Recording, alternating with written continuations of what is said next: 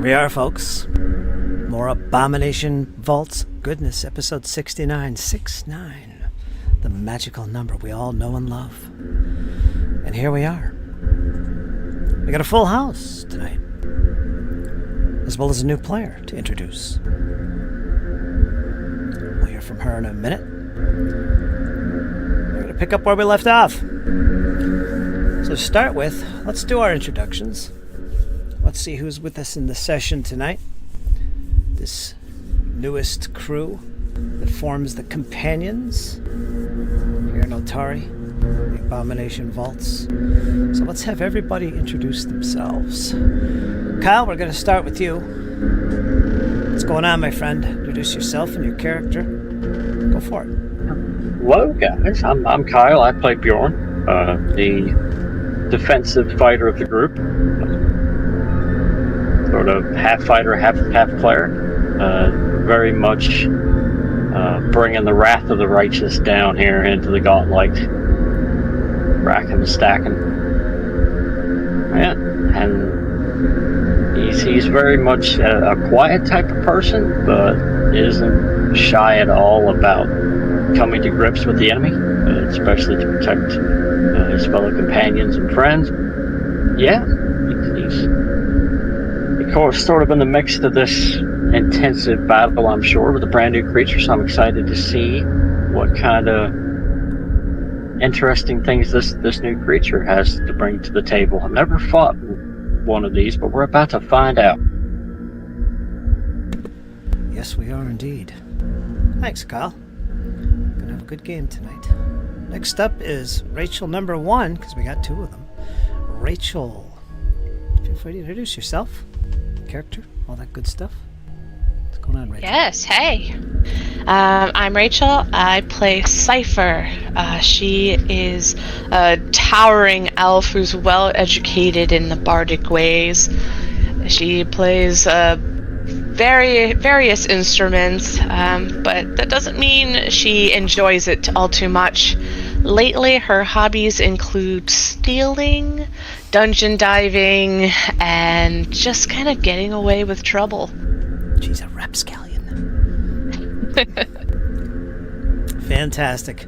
Yeah, so far you're kind of lingering in the back here throughout this. I'm sure that's got the eyebrows punked for all the other companions. What's she on all about? Anyway, I don't know. But we'll see how they react to that as the future goes on here. Of course, we've got Dizzy returning once again. Feel free to introduce yourself, Dizzy, and your character tonight. What's going on, Diz? Hello, I play Lyra, the Asmar champion. Her hobbies include stabbing things that need to be stabbed, making sure people stay alive, doing her job's defense, and the occasional stepping forward to make sure people just don't die in general. If you feel like she is worth your time, make sure you stay tuned for the whole mission and enjoy the night. Awesome, Dizzy. Awesome. Champion through and through you are. Fantastic. And, of course, we have returning, playing live with us tonight, Jesse. Hey guys, I play the human fighter. He's my alternate character.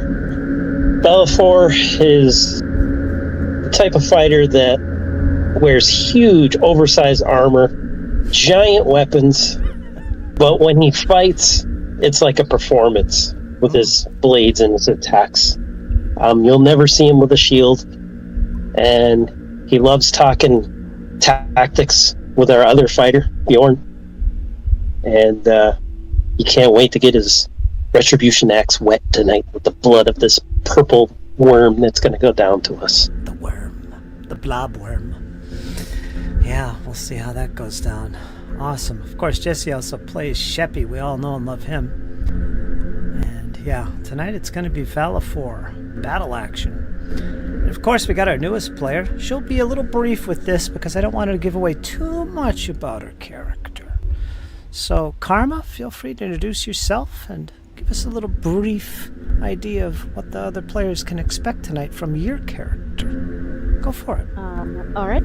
Hello, everyone. My name is Karma. I play a holy warrior type character, very righteous type character, and she is going to be here to maybe assist in any way she can. Awesome. That'll be perfect. And of course, I've kind of role played a little bit here and there offline with Karma as we get her all set up to make her grand entrance with the companions. Before we do that, though, we've got a combat ahead of us. The events that led to this, I think Kyle's gonna share with us. Kyle, do a nice little recap for us, a brief one. Previous episode. Okay. Oh yeah, when last we left our intrepid band of adventurers, we had just left a mummy to his own devices. We attempted to withdraw and go explore further along the western side of the area that we were at. Back to that trap room, we found out that we couldn't quite disarm the trap. The rolls were not with us, unfortunately.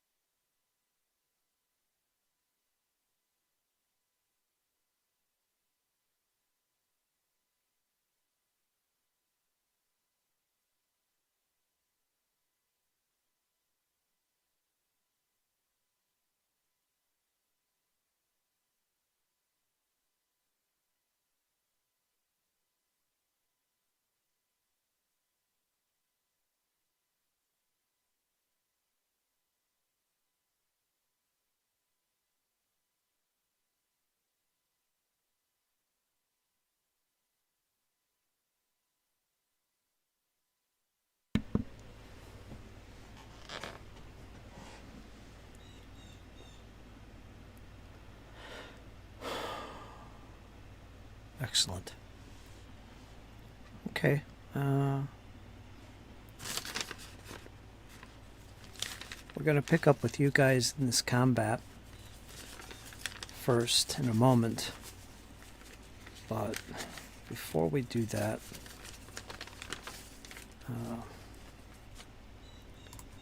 gonna have to go to Karma first. Now, when we last left off, Karma, just to give a little overview about her character. She's not from the Starstone Isle. Of course, a lot of you guys won't know this stuff, but she came from further from the north. For some reason, she was drawn to the Starstone Isle and is currently finding herself here at Otari. She met some dwarf in the woods. They fought side by side against some dark creature of the forest. And it was from this dwarf, who was on a mission of his own, had to go elsewhere, that she kind of let Karma know about the companions in Otari and their need. These are dark times here in Otari. There's a place near Otari known as the Gauntlight, referred to by locals, which is an old lighthouse that was built hundreds of years ago and still stands to this day in pristine condition like it was built yesterday. All the walls and towers that were built around it have fallen into ruin. Obviously, it was some type of fortress. I mean, who builds walls and towers around a lighthouse? But that's what was done. Of course, Belcora was responsible for this all these hundreds of years ago. It was not just any old lighthouse. But it was a place where Belcora at the time was attempting to raise an army of vile creatures so that she could wreak vengeance on a place known as Absalom. Otari didn't exist then, the town of Otari. So who knows how deep this actual structure goes underground? Nobody knew. A bunch of heroes named the Rose Guard came to defeat Belcora before her plans come to fruition. And they did. They defeated Belcora. That's one reason there's so much ruins around the place. There's explosions, magical explosions, evidence of it everywhere, especially in the top level. Years and years later, adventurers came in and plundered the place of its wealth, if there was any. But they didn't know, like the companions know, that this gauntlight actually stretches deep under the ground. And they're finding this out now as they've descended a number of levels and have discovered all manner of strange creatures still dwelling here.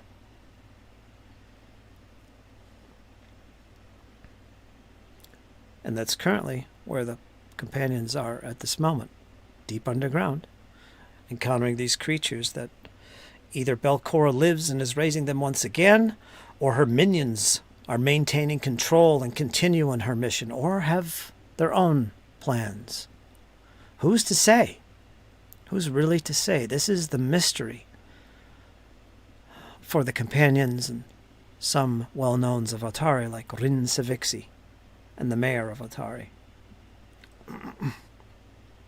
But anyway, Karma, a servant, a dedicated servant of Ayamode, goddess of justice and honor, virtue, has found her way here in Otari with a list of names, the companions. In a rush, with little information, she seeks out and finds this gauntlight, this tower, and descends its many levels.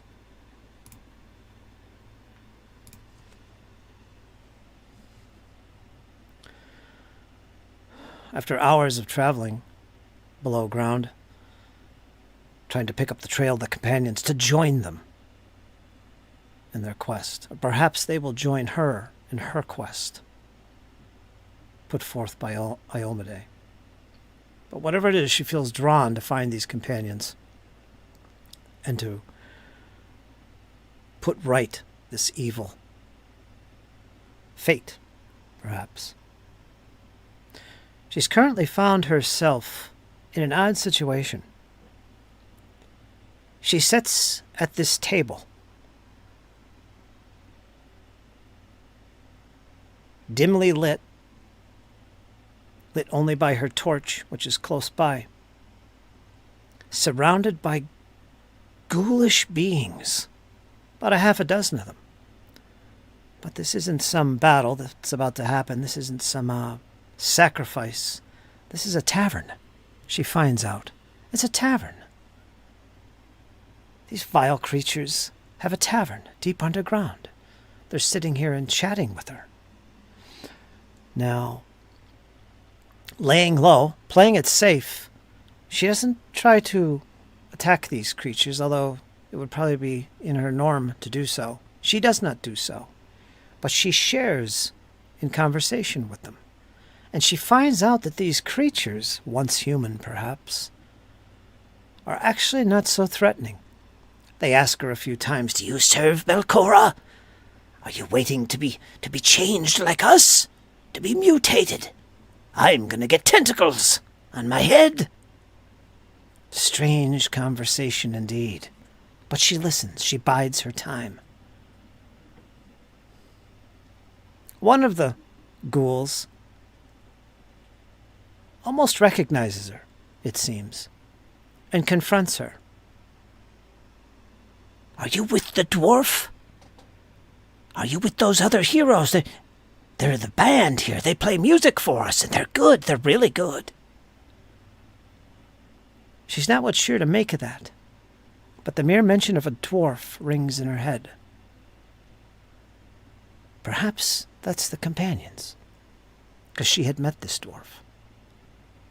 She asks if this dwarf's name was Arthurian or Vergrunder. They weren't sure. They didn't remember any names being said. But then they mentioned there was others. There was Althea, the gnome, servant of Saren Ray.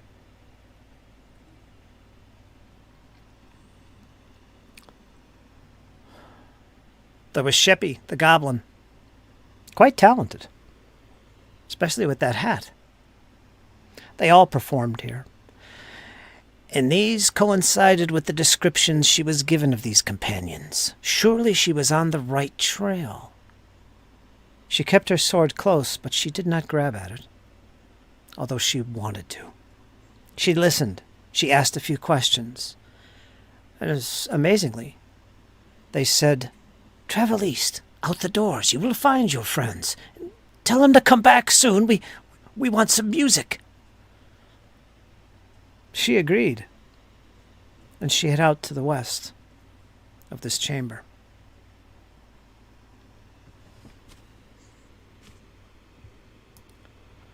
Now, let's get back to the combat. Okay, we are in combat at the moment. We are in round 4.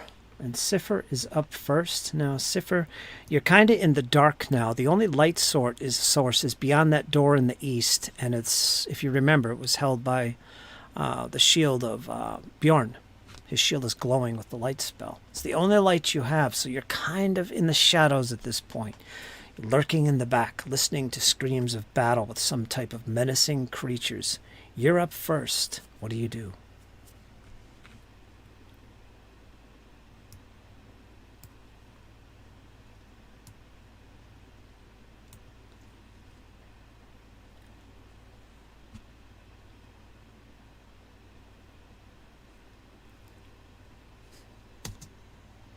I did. I'll leave it unpaused.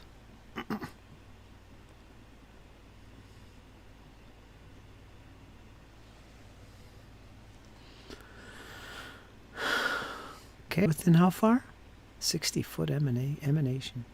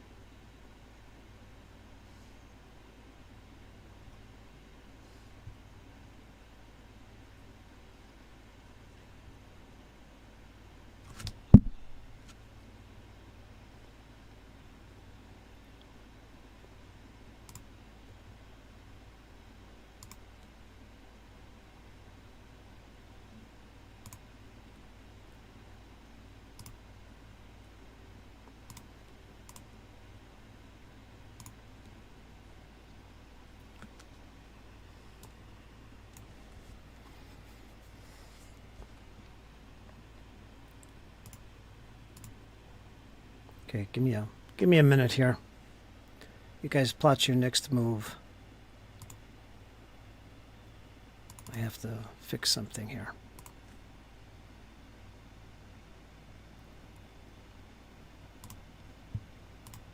There we go. Never mind. I got it. All right, just a short little recap here.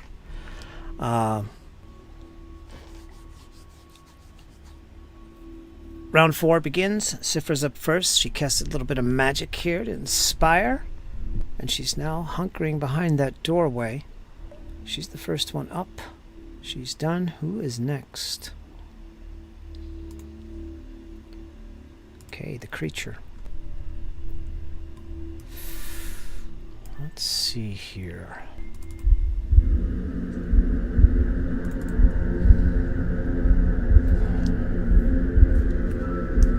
What can I do? What viciousness? Now again, this creature's like about 5 or so feet hovering above the stone surface. Just hovering there, and he has this long sword in his hand. Or not in his hand, in his tail. Show you guys. Nasty looking thing.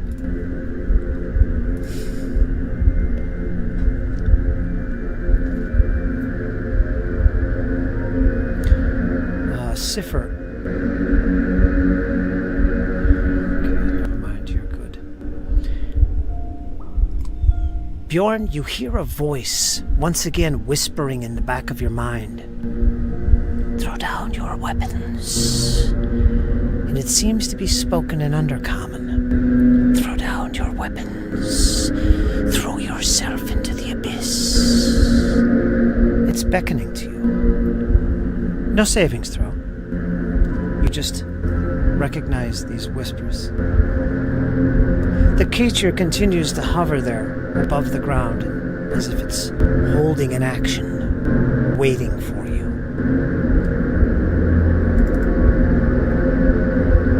Lyra, you're up next.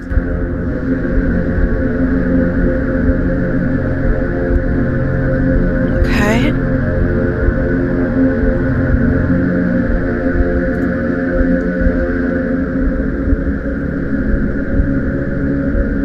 Alright, so she's going to move. Let's see here.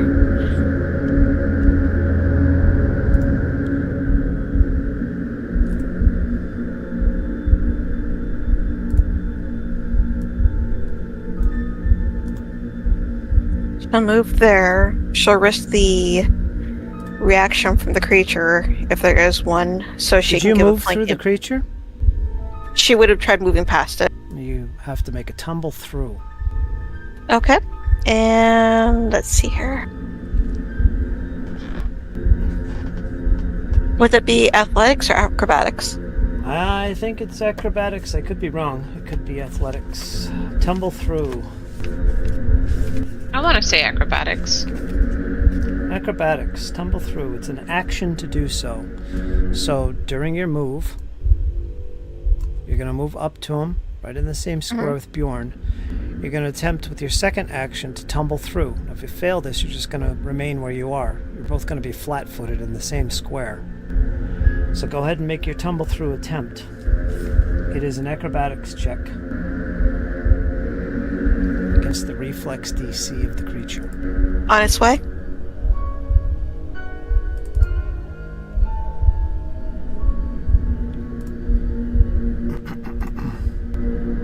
This could be public, but it's okay. I have what you rolled. I'll reveal it. Gotcha. Because you know the result of failure, and you'd know. There's nothing secretive about this roll. I guess I can't reveal it. It's not letting me. Because I didn't make it, I guess. We got a 10. Do you want to use a hero point? Yeah, I'll use a hero point and roll it. Okay, you can make this public. Well, you do have guidance. I do have guidance? Yes, you do. This one's status Alright. bonus. Yeah, casted that one on you. And I will use that in addition to the action then. Okay. It'll automatically apply, I think, but Either way, you're getting a +1 on the roll. Go for it. Acrobatics roll. 8 +1, 9. So that you have to accept. Let's roll. That's it. You're done.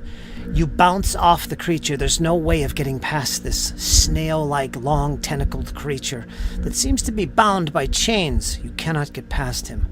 You have one more action remaining.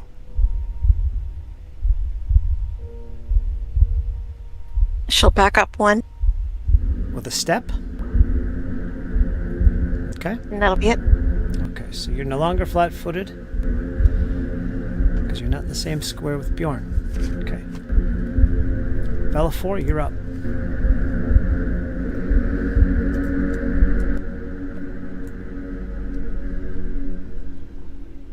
You're muted.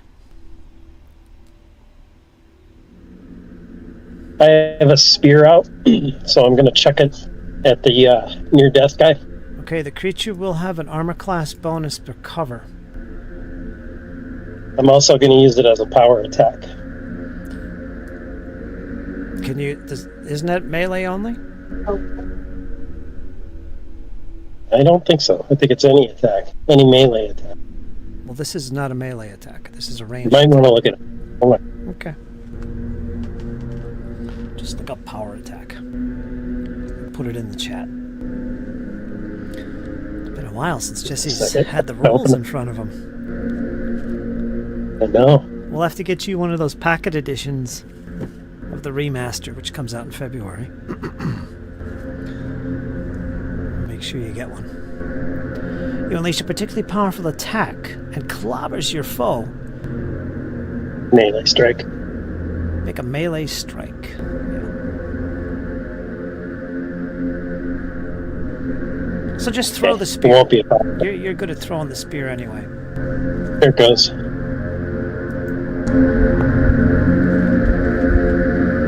Almost a critical.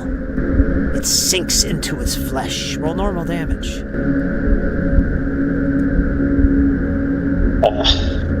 My thing just locked up on me. Okay, I'll roll for you. Thank you. 3 total of 8. Status doesn't affect this, does it? I don't think so. No. So 8 points of damage. Describe how this creature falls to your spear. Seeing an opening in the slug-like creature's attacks on Bjorn, it exposes its left shoulder.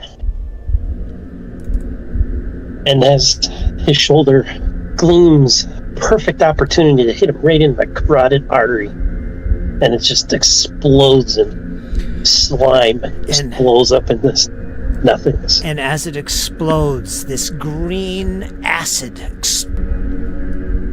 explodes from this creature's body as it falls into all these pieces. Everybody in this area, except Cipher, is going to make a fortitude save to avoid damage from this acid. Fortitude save. When I hear about that. Labra, you're okay.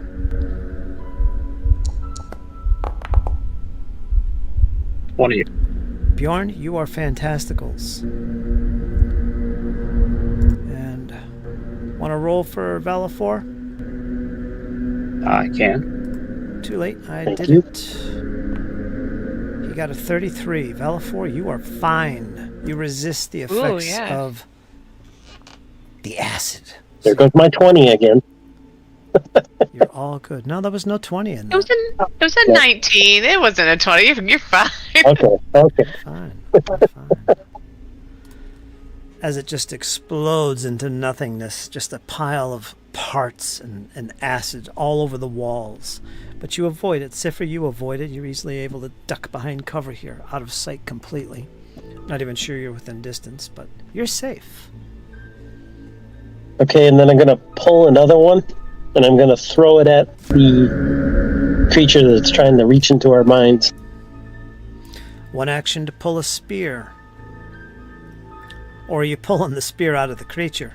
You could do that too. No, I'm just going to pull another one. Alright, so it's at the ready. It'll take a fourth action to attack with. I don't think you have that. Oh no, I'm sorry. You didn't move, did you? You just threw it? Killed him with just the threw spear? So yeah, you've got your full 2 actions. 1 action to draw another one. Sorry, I was looking at Bjorn for some reason. It's okay. And then I'll throw it. Somebody's going to bed. Night, Jake. Good Good night. night, everybody. Not Jake. Can't wait till you have a session with us, Jake. Yep. Get your dice ready.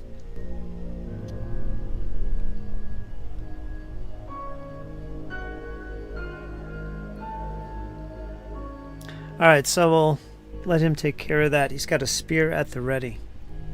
We're going to move on to Bjorn. Going to advance on the creature. Okay, he is hovering above the stone surface. You can reach him. We're going to see what we can do here. 34. That is a critical hit you lay into this worm-like creature. It's going to take 18 points of slashing damage and become flat-footed until the start of my next turn.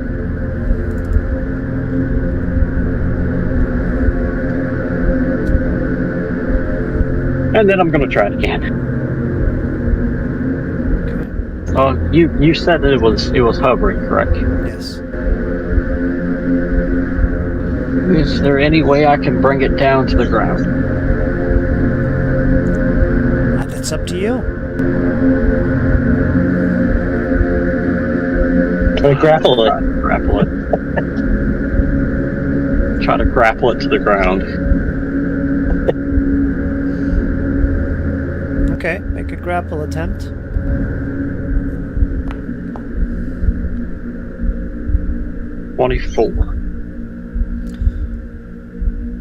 It fends off your attempts to reach and grab at it. It's slithery. You can't get a hold of it. Well, yep, it's really slimy. That'll be it for me. Okay. We're going to go to round 5. Cipher, you're up. One of the creatures has met its demise.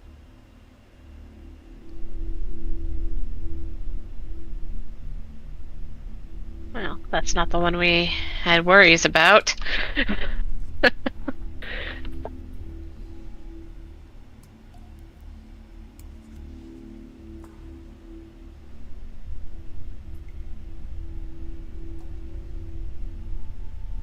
Cypher's going to sustain her Forbidding Ward spell on Bjorn, who's just within reach. I appreciate it. So you guys can open up your click on your token and left click, I believe, on the Inspire Courage token, and it will turn it back on. It should be expired right now. So I think you can just click on that and turn it back on. Could be wrong. Nope. Maybe just gotta put a new one on there. Well, yeah, right click gets rid of it. Here's Forbidding Ward back, so that way you can remove it and re-add it. I appreciate it, thank you. Yeah. And then I suppose, yeah, she'll recast Inspired Courage, so everybody can re-add that. And with her final action, she's going to quick draw her...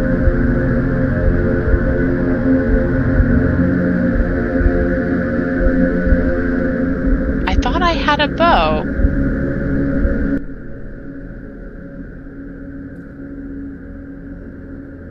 I don't see... I have 50 arrows, and I don't see my bow. Uh-oh. Uh-oh, maybe I forgot to add that. Alright, well... Scratch that. She doesn't quick draw. I remember seeing that on your sheet. I remember thinking, why doesn't she have a bow? Am I missing something? Yeah, I was probably just caught up in making sure I had healer's tools or something. Give yourself a bow.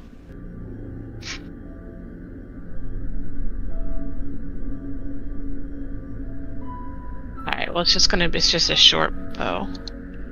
Short bow.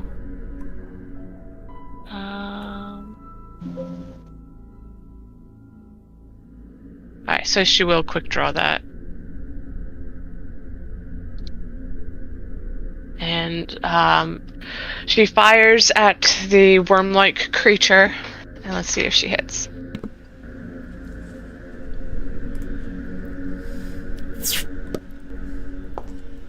Yes. I got a 17. 17? Nope. That is a miss. You know, I'm gonna hero point that.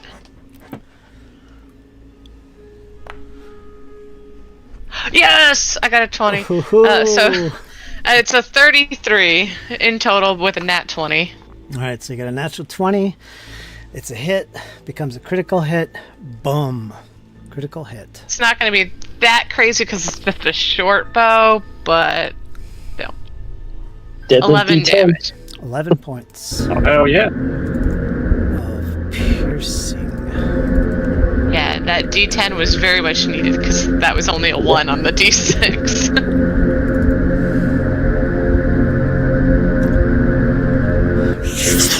You get it right in the mouth, and it screams in pain and pulls its head back, and you can see it whip about, and the arrow comes flying out of its previous wound. Didn't like that. You done? Yeah, yes I am. So everybody make sure your inspired courage is up to date. And Bjorn, your forbidding ward should be up to date too. Yes, ma'am. I appreciate it greatly. It doesn't actually add to my armor class, so I'm having to remember that I have a +1 status to it. Ah, go figure. At least the inspired courage is automatically added. Yes. But I'm grateful for it. Anything to help because this thing looks nasty. Whipping its head back and forth, the arrow flying and smashing against the wall. Its attention is brought once again to you, Bjorn, as you continue to hack away at this creature. In its mouth, it's with the 3 points on each part of its high points of the lips, however you describe that, opens wide as it attempts to swallow or bite and consume you.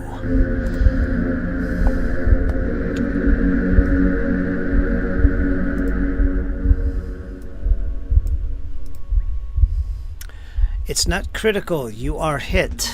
You're going to take some damage also. Using the breaking step for a reaction.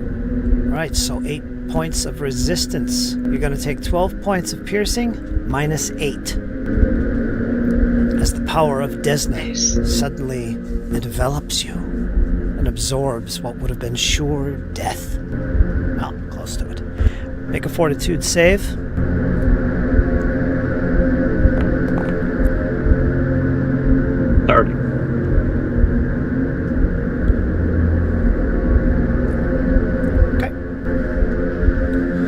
As these teeth come down and clamp upon your flesh and tear away what would have been a horrible wound isn't so bad.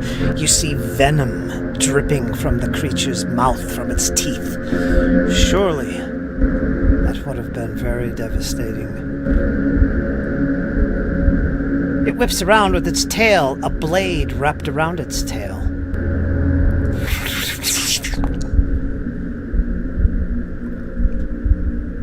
It's going to be another hit, normal damage. If I use reactive shield, will it help any? It got a 29. Yeah, no, I'm still 2 away. 8 points of piercing damage.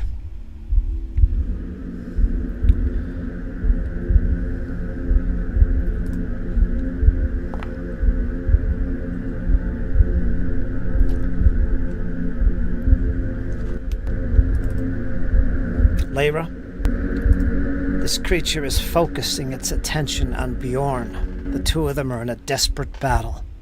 What do you do?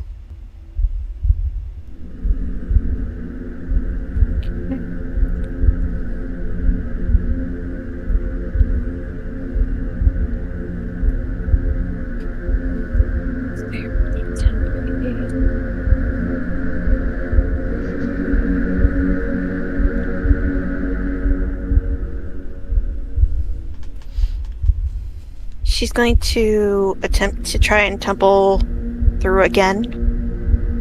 You're in the same square with Bjorn? You have to be. There we go. You actually don't do that because I can't access your token. Okay. There we go.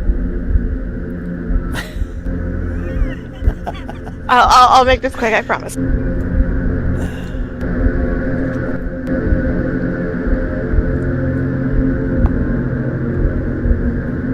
Failure. Okay. Granted, this is against this creature. This is a different creature, so wait a minute. First of all, this thing is actually floating. It is floating? Yes. Okay. So in that case, I'll let you actually move under the creature, but it's going to be right above you. Okay. Think of it as an extra square. So you don't have to tumble through. You could move so you're Gotcha. directly under it. Do you want to do that? Yep. And then what? And then she's going to attempt to strike. Okay.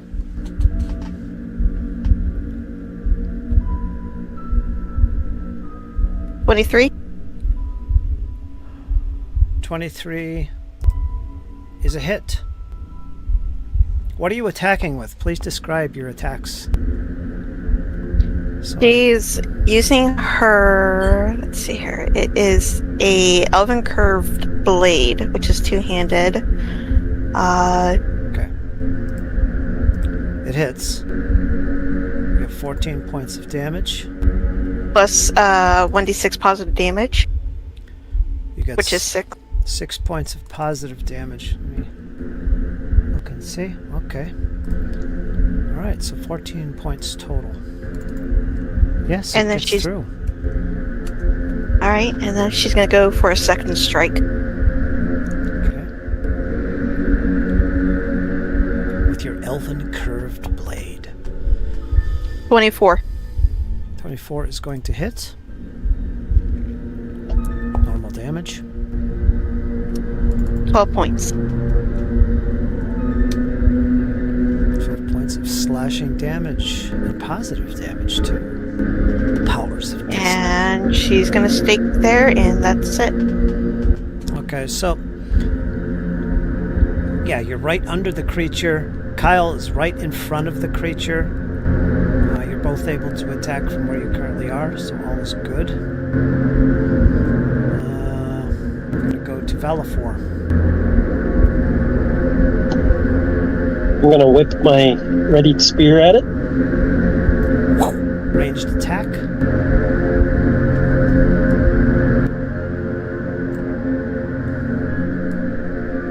The range is 30, 24. the range is 30 feet. What's your range increment with the spear? Me? No, Valafor. Not me. Okay. Should say what the range increment is of your spear.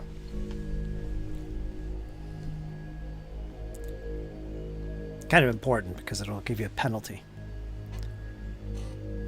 I don't know. I'm gonna have to look it up. I believe it's 20 feet. All right, we're going to give you a penalty on that.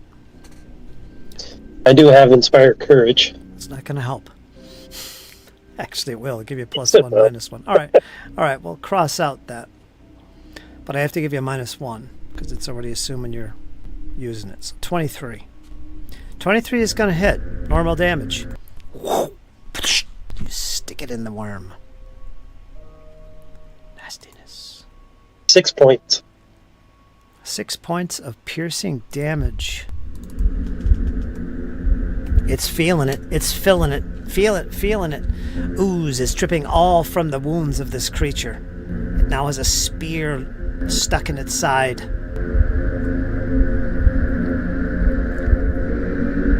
Can move there and pull out his retribution axe. All right. Takes. He's done. It's if you use it two-handed, it's 2 actions because you got to change your grip. So the next turn, you'll have to change your grip to 2 hands for an action. Well, actually, yes, that's the only thing. Like, I already had you have the axe out, and I just changed your grip to one-handed. He had the spear, Oh. didn't he? Yeah, because it's only one-handed. I see what you're saying. So then I just changed my grip to him. I didn't have to pull it out. Okay. Okay, so you're all set to attack. I'm gonna go to Bjorn. Going to launch a thrust at this creature.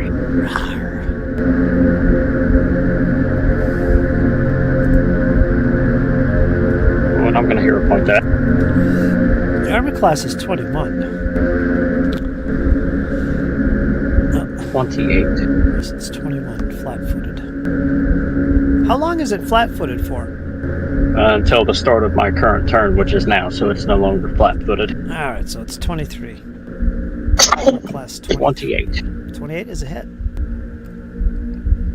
This is going to be 17 points of piercing damage. Describe how you fell this creature from midair, Bjorn. As Lyra sort of crawls up underneath and slashes at it, it leans back and hisses and sort of opens its mouth, and as it does, Bjorn sort of jumps up into the air, burying his arm with long sword attached, kind of right down its throat. You can see the blade of the long sword coming up where its neck would be before they both land on the ground off to the side of Lyra. And as it begins to fall to the ground, and with the force of your sword, it slaps hard against the stone surface. And as it does so, its slimy body begins to fall over the edge until the full body is just pulled by its own weight down into the abyss below. And it's then, as you watch the body fall, Valifor, Bjorn, Lyra, peeking over the side, you can see the impact. There is a floor. As it slaps against the surface, there is an end to this abyss. Now, you can't really make it out at this distance, but you heard it impact. A sickening slap.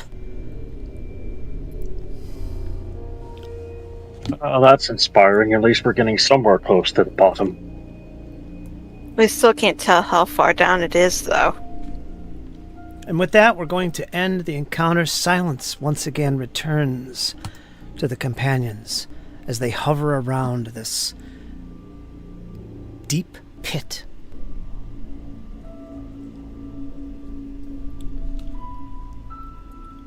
What do you do, Siffer? Kind of hunkering down. Oh, she still stands by the door and just calls out, "Is it dead? Is it Very safe?" much so. I don't want to Yeah, come I in don't and think have it this can thing get any flying better. in my face. What was that? I don't think it can get any better than that. I mean, if you want, we can throw you down there to see if it's still alive. Nobody's picking me up. Well, then you know it's dead. I'll have to take your word for it this time. And she peers down into that abyss. Valifor takes a look and sees if he can see the sword that the thing had. I was grasped thinking that too. Did He's it very land curious anywhere? to see. No, you can't see where it ends.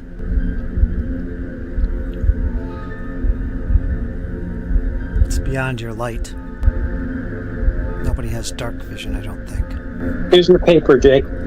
I have dark vision. You have dark vision. I do. All right, you can see. You can see that about 100 feet down, there looks to be a stone surface. It almost looks like it's in the shape of rings. At its center is the smallest ring. Towards the middle, there is another ring. Naked. Until there's actually the outside of the ring, which is the circumference of this hole. You do see something down there. You also see something moving, but you cannot make it out. Hey, I thought you all said that you killed it. Why do I see movement down there? Who says it's that? Lyra, may I borrow one of your torches? Alright. She'll take out one of her torches, light it up, she'll hand it over to Bjorn. Do you care to do the honors of dropping it down into this pit? Wait. You're going to just throw a perfectly good torch into a pit with some crazy monster? Just do your little magic and cast a stone down it or something. I would, but I don't really care for that spell. Lyra's gonna look at Cypher for a minute, just looking deadpan. She's gonna look back at Bjorn and go, "Can I just throw her down there with the torch?" No, you may. We'll cast light on you and throw you into the pit. If it gets you to stop, I'll gladly go down. Battle everyone, we have enough enemies to fight. It's time to make a die roll. Now, I see across the way there's a door too. We can press on. Karma, Indeed. I need you to make a...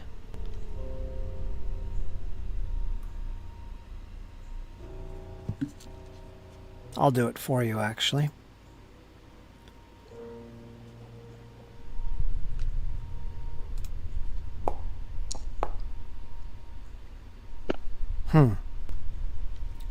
Okay. Cypher, as you all get into this conversation in this room, your voice is echoing through the chamber, through this tunnel, through this abyssal tunnel. You hear a crash,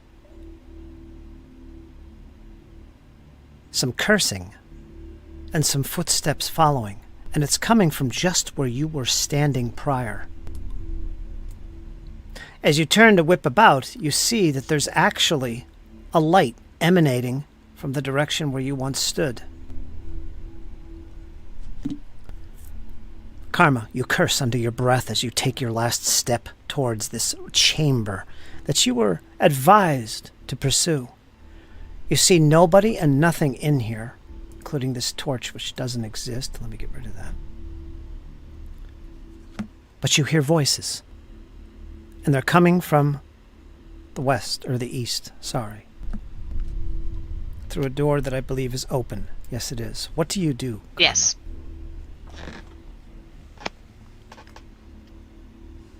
You should be on the map now, Karma. You should be able to see it. Your token. That's your current location and what you currently see. So you've heard voices. You just made a loud crash as you cross this portal into this chamber. You're looking for these companions, but you see them not. But you hear voices ahead. Keep moving forward. They've got to be close by now.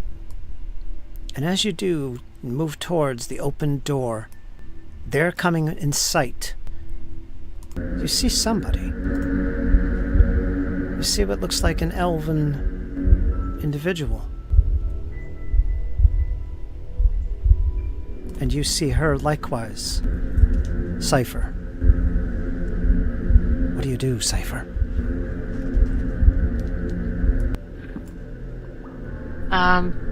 He just announces halt and looks back to the others. She holds her hand up towards this unknown individual. She, I guess without looking back, keeping her eye on this stranger, she says, "We have a visitor." Indeed, a priestess of Iomade. Welcome to the Gauntlight. What brings you here? Hello, you are the companions, I hope? Have you been sent as reinforcements? Iomade has specifically given me a task to aid the companions. It's been quite various. The whole walk here has been filled with various dangers that have been defeated or slain. It has taken me a while to get here. I hope I finally found you. Indeed, you have. Bjorn would step down there, step around Balafor, sort of showing off his own regalia of Iomade.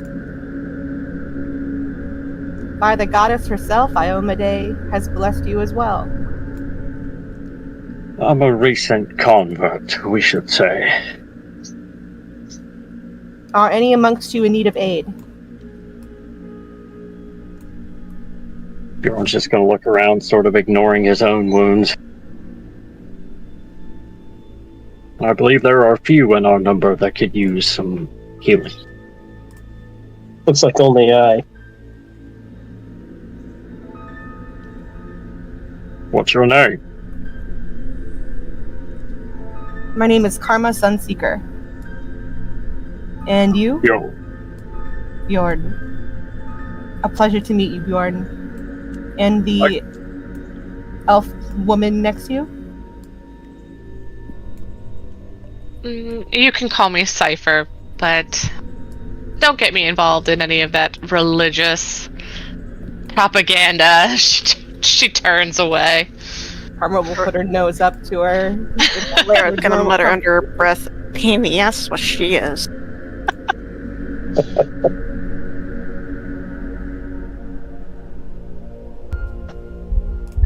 Be able to give him a heal?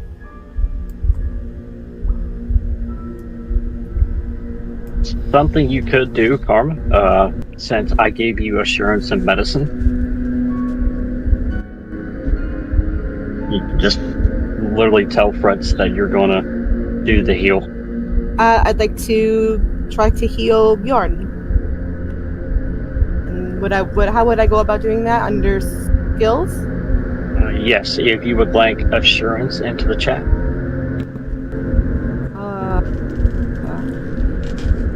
We know what it is. It's going to give you a little automatic thing here. What you're going to do is you're going to take a DC of 20. If you're an expert in medicine, you can take a DC of 20. Are you an expert in medicine? That's a really good question. Looking for where I would find medicine on my hero sheet. Proficiencies. It's the... Yeah, so it's like the icon that looks like a hand. If you're looking at your character sheet. Yes, I'm an expert in medicine. All right, so you can take a DC that's harder than normal, and that would be a DC of 20. Well, with assurance, which is a feat you have, that pretty much guarantees you're going to beat a 20. So, yeah, so you'll do that much extra healing, which is going to be what, 2D? What is the? It's 2d8. 2d8 plus 10. Yep. 2d8 plus 10. Is there a button that I press, or is that something I just roll? You could just roll it any way you want. 2d8. You can use the little buttons at the bottom. Oh, there's buttons on the bottom. That's right. Just roll 2 of them. Give it a plus 8 or 10, and that's all.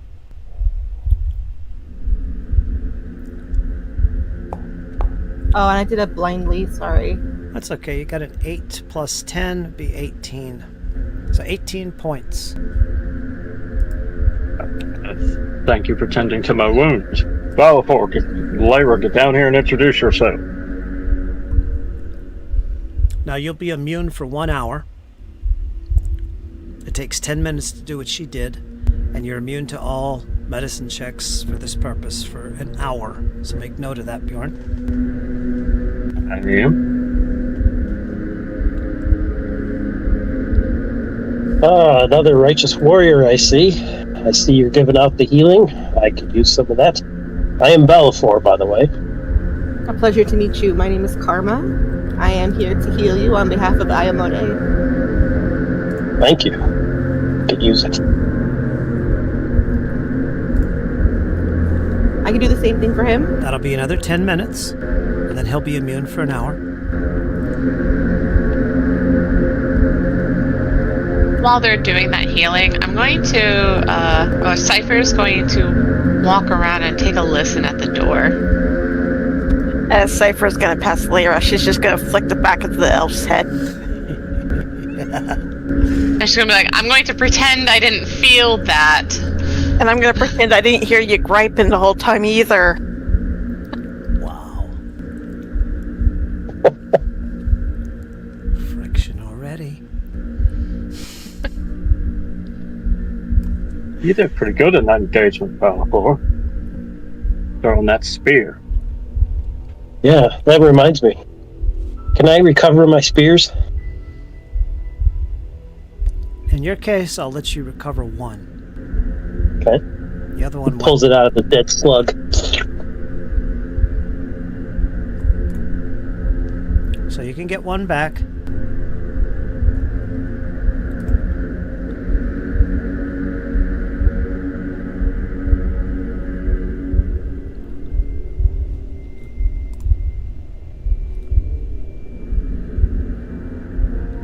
Yeah, I always do good with these spears. Every once in a while, I hit the mark. Yeah, you do. Hey, welcome to the party, Karma. I see you bear a long sword as well. Are you proficient with that? That's right. My father taught me. I'm very proficient with the longsword. Good to know. Bjorn's going to kind of make way for the champion. So he walks up to the door and peers outside of it, sort of keeping watch on the way they came, and make sure there's no other surprises coming out the hallway. Okay, you could give me a perception check if you're actively looking. Blind? Blind, yes. It'll almost always be blind. On the way. I was gonna wiggle past Valathor, get up to where the new person is, and she's gonna offer a handout to her. I have no idea how to introduce myself, as I typically just go by Lyra, so nice meeting you. She just offers out a hand to her. She'll take the hand, a hearty, strong shake of your hand. My name is Karma. It's a pleasure to meet you. And she just throws over her shoulder loud enough for Cypher to hear. She goes, "Don't mind the elf. She can be a little bit of a loud mouth." Also going to pretend I didn't hear that.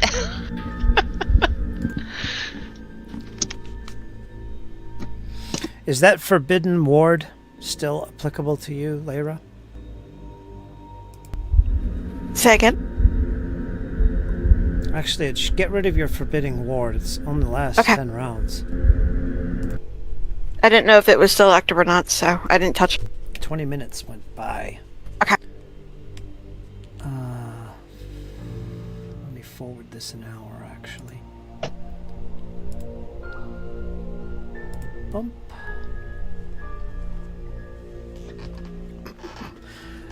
I'm going to take a listen at this door that I'm near. Cypher, you as well. If you'd like to listen at this door, you can both do this. This will be a blind perception roll since you're actively listening at the door.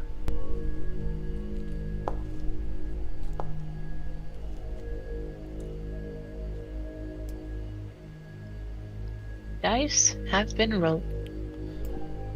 Nothing. Darn. But the door is quite cold on your elven ears. How about me? Did you get my roll? I got your roll. You hear nothing. There's nothing else coming up the hallway. There's another door across this chamber.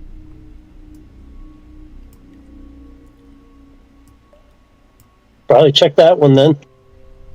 Indeed. Bjorn's going to look to Lyra and Karma. Would anyone like to go with me? Go. I'll go.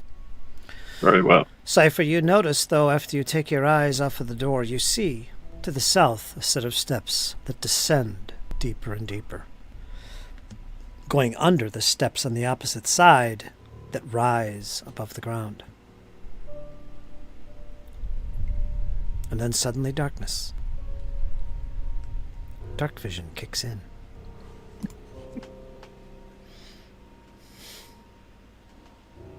Alright, yes, I guess she abandons the door to follow the others. And just kind of, as she's walking around, she just keeps her eye on the staircase, you know, nothing, she won't turn her back too much, doesn't want any creature climbing up the stairs and grabbing her from behind. You swear you see shadows below, which is unusual with dark vision. Perhaps it's something naturally black and evil. You're not sure. Something's moving down there. Gives you the heebie-jeebies. Oh, and also, Carl, if you're going to be exploring with us, there is one particular catchphrase that you need to be aware of. If one of us, he's going to look to Valivor, to Lyra, to Cypher. If we say pineapple, that means we all withdraw. We all run, if possible.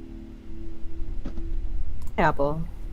All right, I will heed your advice. Pretty Why sure by the time you pineapple? say pineapple, I'm sure one of us is already going to be gone. And why are you looking at me? Because you bolted the last time we got into combat. Yeah, because it was agreed upon. If you had stuck around, you would have seen we were still alive. She simply followed the orders that I gave her. The orders you gave me. Trying to help She the does like a cause. deep eye roll. Yes, indeed. In case it wasn't apparent, I used to be a soldier before I found the faith. Balfour opens the door as they're talking. Listening at that. Good job, Balfour. You're Lyra opening the mutters door? under her All right. robe. Bjorn, you turn about as the door has been opened. You can see what looks like a corridor descending. It's very tight here. Maybe 8 foot is the ceiling, maybe 4 or 5 foot wide, but it looks like it opens up further down as it descends along these natural steps. Natural steps. Should we pursue this path? Lead on. Let's go. Form up. I want to make sure that we have Cypher and Lyra protected. Oh, don't worry about me. I'll keep up. Mm-hmm. Feel free to I'm truck like- on. I'll take second in the line here. So you can move down that corridor. I recommend, a couple blocks at a time. Don't go crazy. But yeah, go ahead. I'll take up the rear. Go ahead and descend, whoever's in the lead. You guys can follow. Yeah, I'm gonna behind. stay in the back.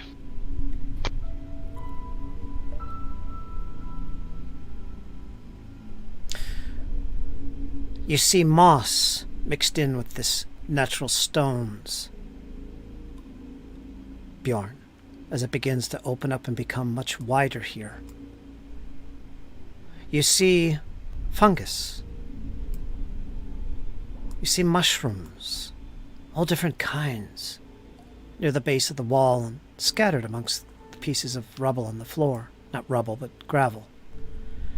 This is a very natural cavern complex you're stepping into, very much different from the rest of the structure of the gauntlight you have traveled so far. And you step down further and further along these naturally hewn stones, stone steps. Nothing, a big drop, nothing like that. You can easily descend these. What was that?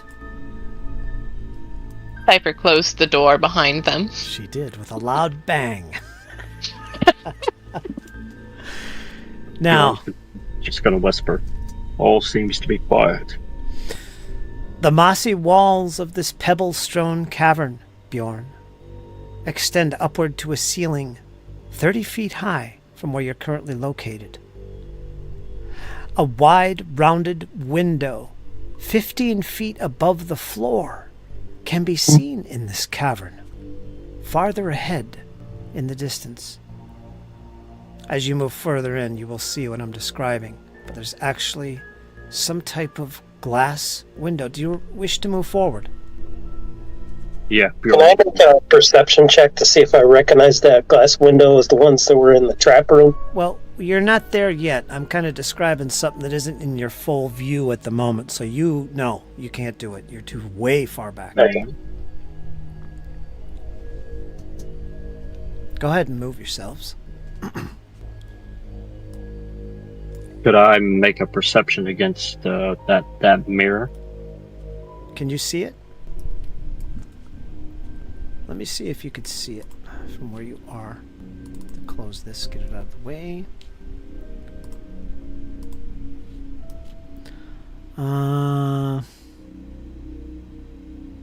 Bellafor, you might be able to see it from where you are. I kind of prematurely described it the way the text was written, which was silly. Don't move any Is further. it this area here? Yes, don't move any further, please. Whoops. Sorry. I'm trying to see what you see by clicking on your token. Yes, from there you could see it. Bjorn, you also can see it. Everybody could see it except the two that are way behind. Yeah, I can't move, so I'll just let you move me. Yeah, same. You got caught. You got caught. We were... We're trying to keep the order. Okay, as you get to this position, your mouth drops open. Bjorn, you can see it now. You can see to the south. It looks like a transparent portion of the wall. You've seen this before in other rooms, but it looks like the wall itself is transparent. You can actually see beyond it. And if you remember, if you think, when you were just in that battle, in that big circular abyss chamber, there was a transparent wall that you could see beyond. If you didn't notice it, you didn't notice it. It could be the same transparent wall you're looking up at right now. Interesting. Right here. Lyra, Perhaps somebody was observing what's down Yes? here. the Lyra Bellafor, you two should recognize this. I suppose that mirror up there used to be the chamber above where we just fought that creature. Why are they looking down here? Perhaps there's a creature in that water ahead. Or something's in there that they don't want be found, maybe? Indeed. Let's move in caution. Be ready for an ambush. Keep your weapons ready. Before things go bad, I want you to peel off and guard Cypher and the rest. Nothing will get past my blade. Indeed.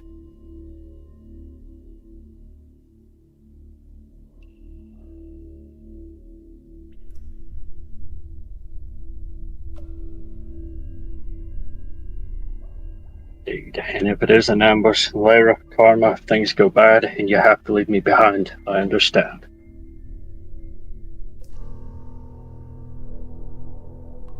Muted, Fred. You hear the echo of Cypher drop to the gravel floor. It's not like a couple feet down. She lands, but it echoes all through the chamber. In fact, your voices are echoing through this chamber. You begin to hear a rumble from under your feet and along the walls themselves. There was a loud shaking noise coming to the left and the right, the north and the south of the chamber, and suddenly, almost materializing from the very rock itself, you see rushing at you these entities suddenly appearing out of nowhere in your midst. They come from the ground itself. We're going to go into initiative. Light preserve. Here we go again. Everybody will be using perception.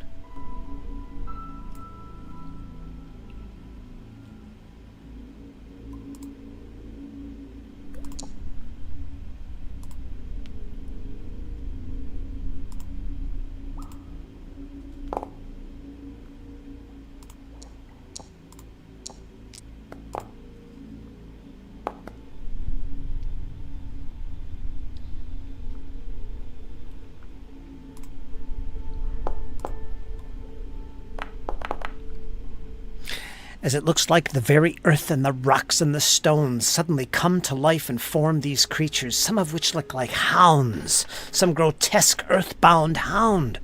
Another thing looks like an actual piece of earth itself. This is what you are confronted with. It bursts from the wall of the chamber.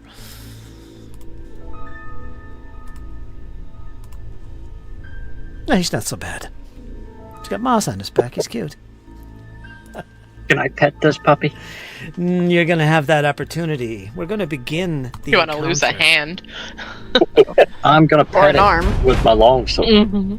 Now, nobody's really prepared for this encounter. There was nothing you really did to prepare yourself. You're all a little bit surprised by this, especially Valafor and Bjorn looking down at that see-through wall, which has got you like, wow, what is this?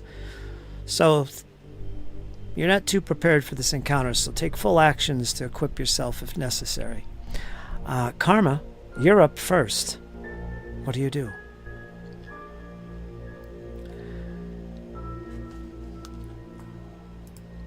Okay. I would like to put a magic weapon down. Or actually, there's a guy right next to me. Can I just hit the guy next to me? Yes, let's see what you're equipped with currently. You have your long sword in hand, I believe. Yes, you do. You have it out and ready to strike with. You don't have a shield, do you? I think I do. I was using Ray's shield before. There it is. Okay, you do have that. Alright, so your shield is not ready at the moment, but your sword is ready. You can attack, and maybe raise your shield. However, you do have a torch in your shield hand. If you want to do anything with that shield hand, like raise your shield, you got to do something with that torch. You got to drop it. Is that a to drop the torch? It's a free action. It's a You could free just drop action. it. Reaction. So, I want to get my shield ready, as if I have to using an action, I'll do that. Alright. And then I want to hit the dog-looking creature next to me with my Alright. longsword. Okay, let's go through this now. You're going to raise shield. That's an action. You're going to drop the torch. That's a free action. Remember, you get 3 actions and a reaction. Mhm. Now, I'm going to put a token down here to represent the torch that you were carrying, because it doesn't go out unless I roll a 1 on a d6, because it's fun. I think there's a chance it might actually go out. So let's see what I get. I'll make a public roll here and see if that torch goes out and becomes worthless. Alright, we're just going to do that. A 1 in a 6 chance. 6, it's fine, so it's going to continue glowing away there. Okay, we'll get that torch off of your token. So we'll put the torch right there. It's just on the ground in your square, but that'll work. Okay. So yeah, now you can make your attack with your sword. You have 2 actions remaining. That would be strike. This one? Oh, I can hit them both, can't I? Yeah. I'd like to hit. Oh, there's 3 This of one. them. I think you can hit this one too. Diagonals. So which one would you like to strike? This one here is flat-footed. I was gonna say that one has someone else near it though. I'll hit because this is over here, and someone's on the other diagonal side of it, right? Mm-hmm. Me. Yeah. Oh, yeah. Go for the one that's going to be easier to hit. Yeah, this one Is right it- here is evil. Yeah, because Okay. if you and Bjorn can kill it before it even gets a turn, that'd be awesome. Okay, then that'll be what I do. I will hit this one, and then it's strike. Public roll. This will be your first attack. Rock on, Karma! 28. Yeah, not bad. 28 is going to be a critical hit. Oh, hell yeah. Go. First attack is critical. 18 points of slashing damage.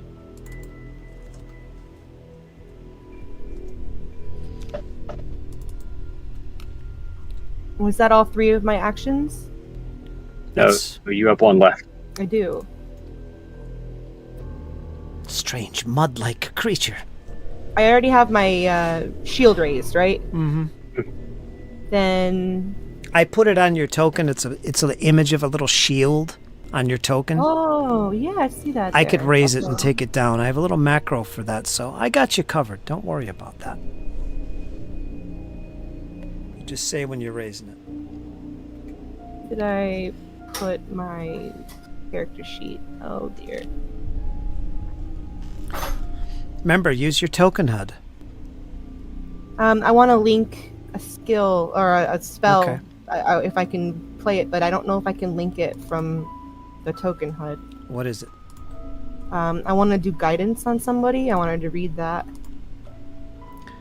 Guidance, guidance, guidance, guidance. I don't... Oh, there it is. Yeah, there it is. You put it in there. It's concentrate. It's a cantrip. You can cast these at will. They don't take up any of your powers or your slots, as they're known.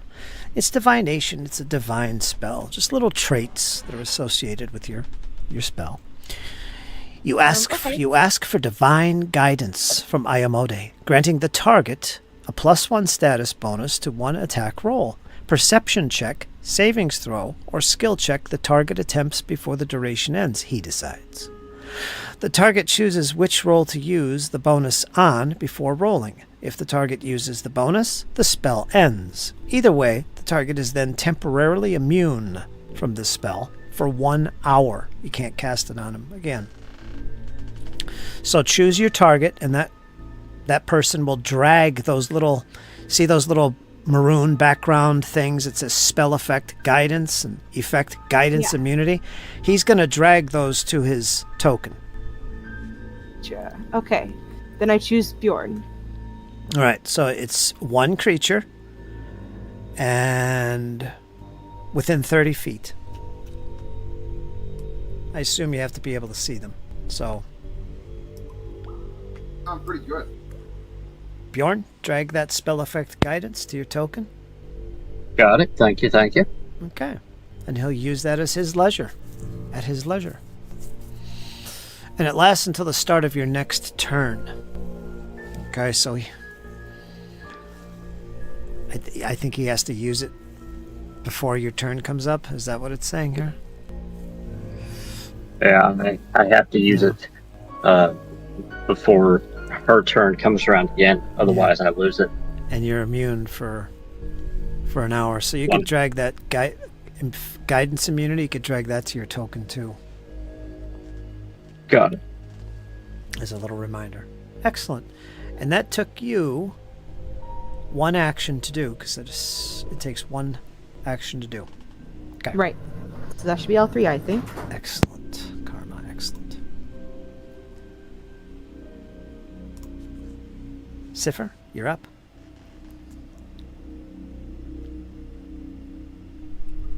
Cipher. Sorry. I thought I had cast. There it goes. I'm targeting this hound here, this dog, with the teeth.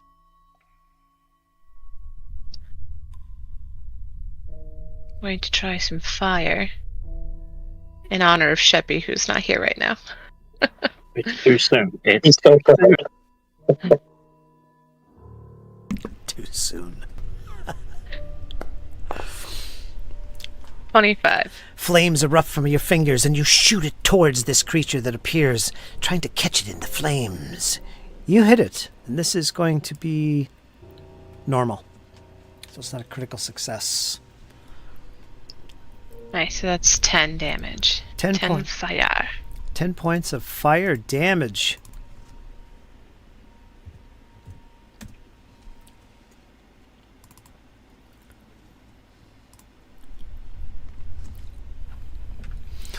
These dogs, they look like they're mossy and they're just made up of dirt and pebbles. It looks like very packed mud is what they look like. Either that or they're really dirty dogs. The moss is what makes them fluffy. Oh, they're so cute. But for my last action, I cast shield upon myself. The giant No lollipop. inspire. Hey, that was without the. I know. This one might look a little bit more menacing. What does it look like? What does your shield look like? As it appears. Maybe just like this dark, almost translucent void. A dark void.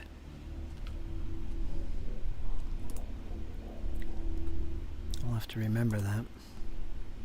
For now, this will have to do.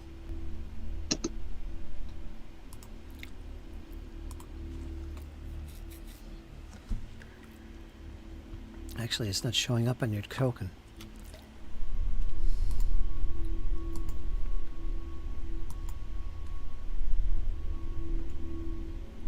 Wonder why.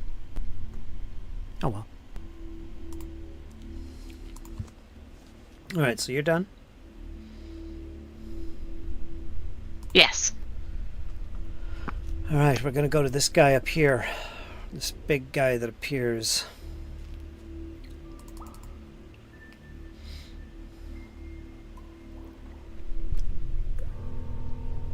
As he bursts from the wall itself. There's something.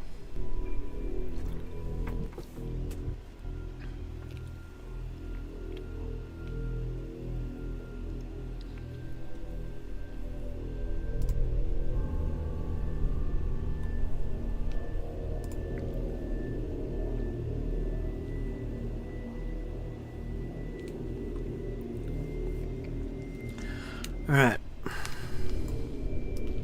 Give me a number between 1 and 6, Dizzy. 4. As the creature bursts from the wall, from the rock, from the earth itself, you whip about after striking this dog-like creature, Karma. You whip about just in time to see this large, very large man-sized creature made out of mud and rock and stone, glaring at you with its arms raised. It's going to attempt to clobber you. It's going to clobber you, champion. Actually, you're not a champion.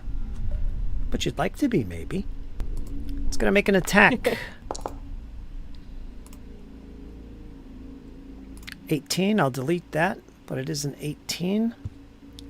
That's going to not hit your armor class of 26. Ooh, what a wimp. Wow.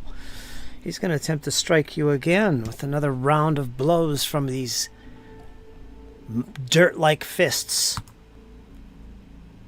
As it roars with an earthly tone.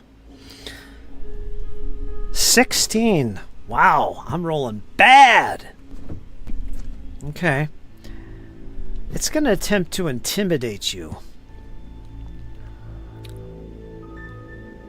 It's going to attempt to demoralize you specifically. So I need to know your will DC. See if you can find that on your sheet. It's 10 plus your will save modifier. 10 plus, so 24. Okay, 24 is your will DC. As he attempts to demoralize you, he raises his arms in the air. He lets out a horrifying roar that echoes through the chamber. He's looking huge. He's looking menacing. He's looking very scary. He's going to attempt to intimidate you.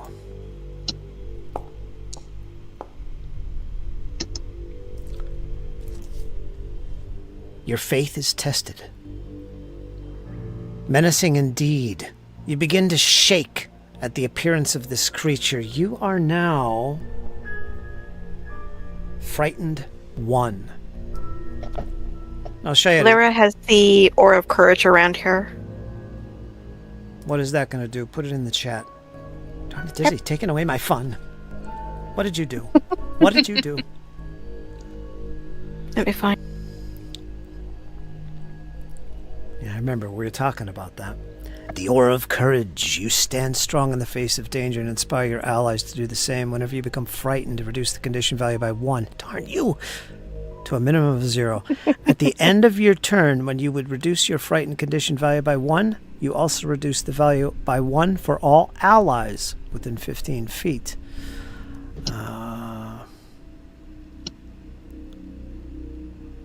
Whenever you become frightened, reduce the condition by 1. At the end of your turn, when you would reduce your frightened condition value by 1, you also reduce the value by 1 of all allies within 15 feet. So at the end of your turn, Lyra, that's when this will kick in. So she's frightened for now, but at the end of your turn, if she's still frightened and within 15 feet, her frightened value will reduce by 1. In this case, she's frightened 1. All right? That's how your aura works. It all takes place during your turn and at the end of your turn. So she's going to become frightened. Now I'll show you how to do this, Karma. Right-click your token.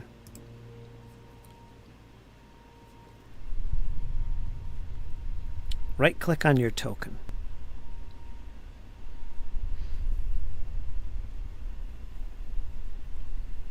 Right-click your token. I got it. Frightened 1. Oh, you got it. Okay, yeah.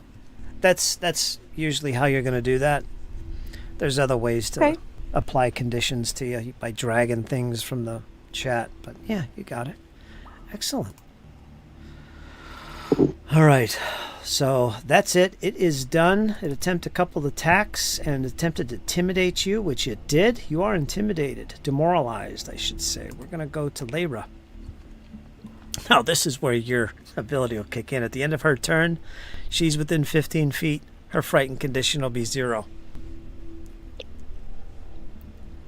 First strike that she's going to lay into is going to be the creature at the top left of her.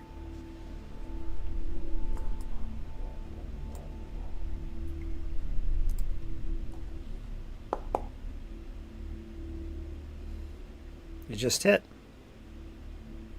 It hits. Is that what you said? Sorry. Yep, just hits. Okay. 7 points of damage. What kind of damage? Slashing?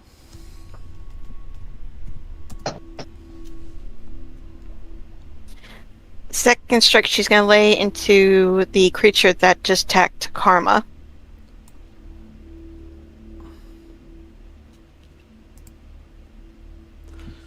No. Does your weapon have forceful? Yes. It does. That's important. The weapon becomes more dangerous as you build momentum. When you attack with it more than once on your turn, the second attack gains a circumstance bonus to damage, equal to the number of weapon damage dice. I think it's 2 in this case. I think. You have to look. And each subsequent attack gains a circumstance bonus to damage equal to double the number of weapon damage dice.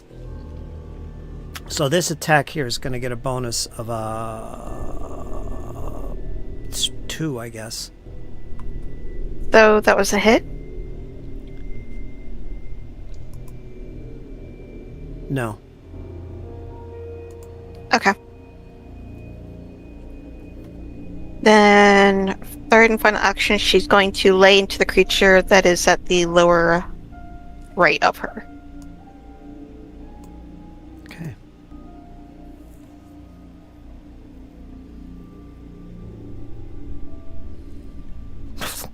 Ow. And she takes up defense, and that's it.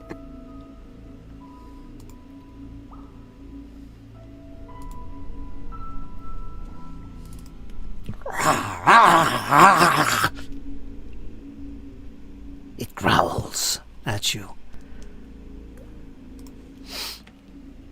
and attacks. With a melee jaw attack, it attempts to bite at you, Lyra. Okay, what is your armor class? Oh, that's going 22. That's going to be a critical hit. The bite is deep and piercing.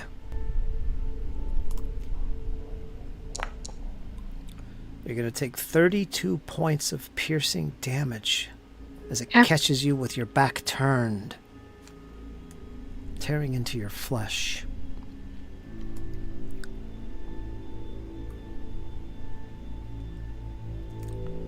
I believe you're also flanked. Correct, so she'd be flat-footed. I forgot to do that. I got it. I got you flat-footed. Okay. Anybody else flat-footed? No. Alright, it's going to attack a second time against you with another bite. 21, that is going to hit. That's going to be normal.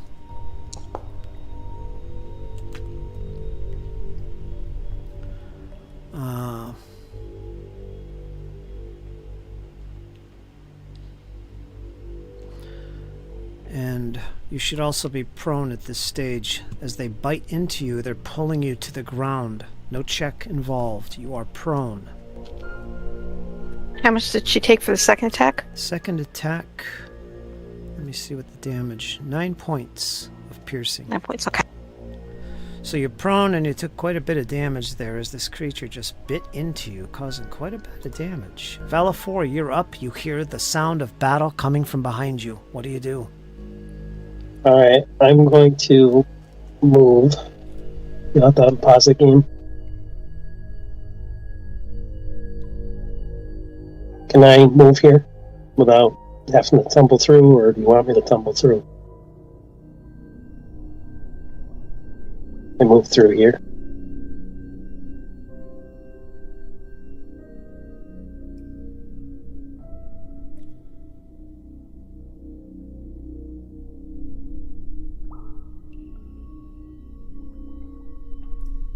Fritz, I think you're talking and we can't hear you.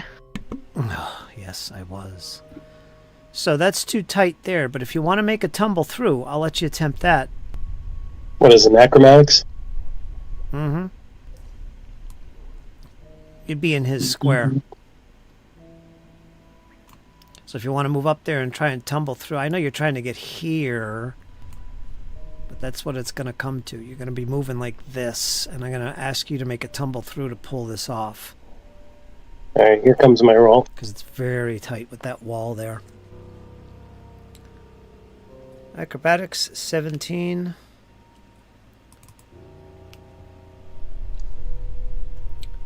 Oh, you got it. You managed to roll your way past this creature and get to this position. Well, let me look real quick.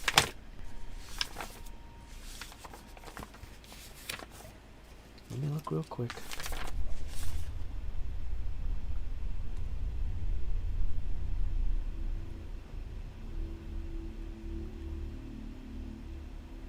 Alright, so it's going to count this space is going to cost you 10 feet of your movement, so I don't think it's going to do anything. So you're going to move 5, tumble through, 10, 15, and then 20, or here.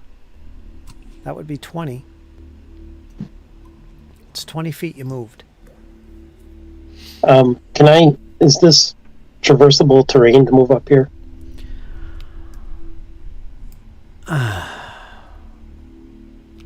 You're not going to have enough move left in your current stride. Okay, I'll stay where I was then. Alright. I'm going to attack this guy with a power attack. That terrain there is a bit sloped and rocky. That'll cost you... That's difficult terrain, so it's going to cost you 10 feet to move into one of those squares. Gotcha. An extra 5 feet. Here comes my attack.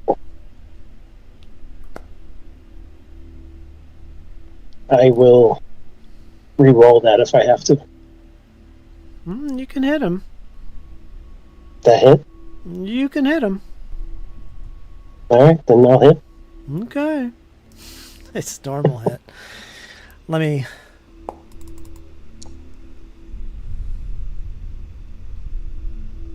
Okay, that'll be 13 slashing damage. Let me see here. Don't do anything.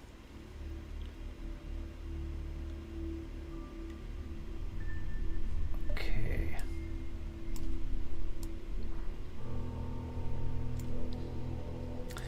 Let me see what...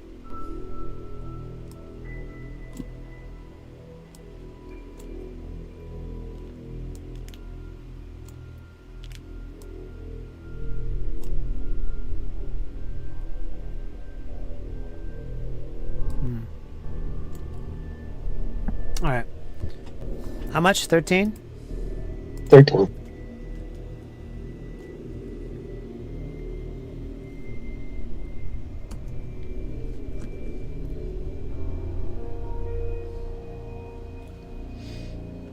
You bash into him when the dirt begins to fall from its body. It's made of living earth. And for my last action, I'll attack him one more time. Okay.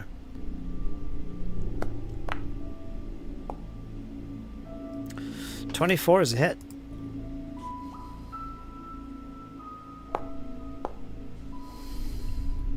Mm.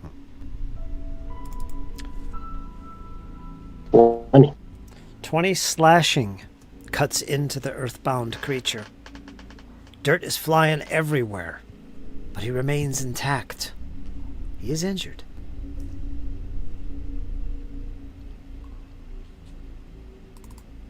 Okay, you're done. We're going to go to Bjorn.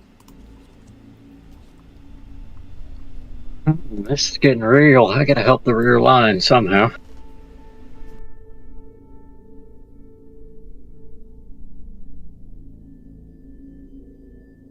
Brett. Is it at all possible for me to get to where the torch is? Technically, it's in the same square as her, so you can get to her square. You can get to the torch. Okay, but I want to be here the way I can attack both of these guys. Well, move there and attack both guys. Let me get this torch. Wait! Before you move, remember where you currently are. If you're going to attack the creature in front of you, attack him now before you move, because he's flat-footed right now. Yes, that's right. So I'm going to do that first. I'm going to lay into this creature with piercing damage. Using some 37 Fred. Using some Nice, a 20. Using some stabbing attacks, you critical hit this creature. Going to be 22 points of piercing damage, and the target is flat-footed until the start of my next turn. Nice. Jeez, it's like the guy doesn't stand a chance. Nice. It howls, and some Almost dead. unearthly sound emanates from it as you pierce the sod on this creature, and dirt begins to crumble from it. Very good. I'm actually going to try to stab it again. Okay. 23. 23 is going to hit. It's going to be normal. It's going to take 19 points of piercing damage. Ooh, describe how you fell this beast. As Karma sort of lays into this creature with an absolutely monumental strike, Bjorn sort of looks impressed. Nice form, but let me show you how it's done. Bjorn's going to pivot, stab it once in the neck, and then bring his blade down and literally go right to the top of this little wolfie's head, pinning it to the ground for a moment. And then last action is I'm going to move up to here. And I'm out of actions. That was awesome. Yeah, that was really good. Thank you. And I appreciate the tip there. Yeah, because if I'd have moved, then he'd have been, that would have been nasty.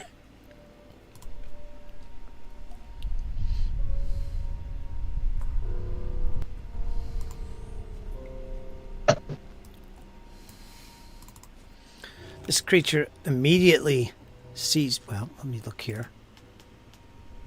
Yeah, immediately takes advantage of your steps on the gravel to attack you with a jaw attack, Bjorn.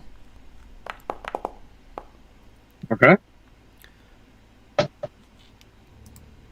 And it misses.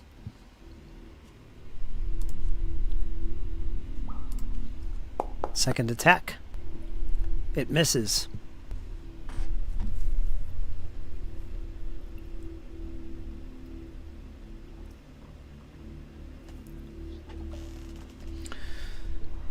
Ooh.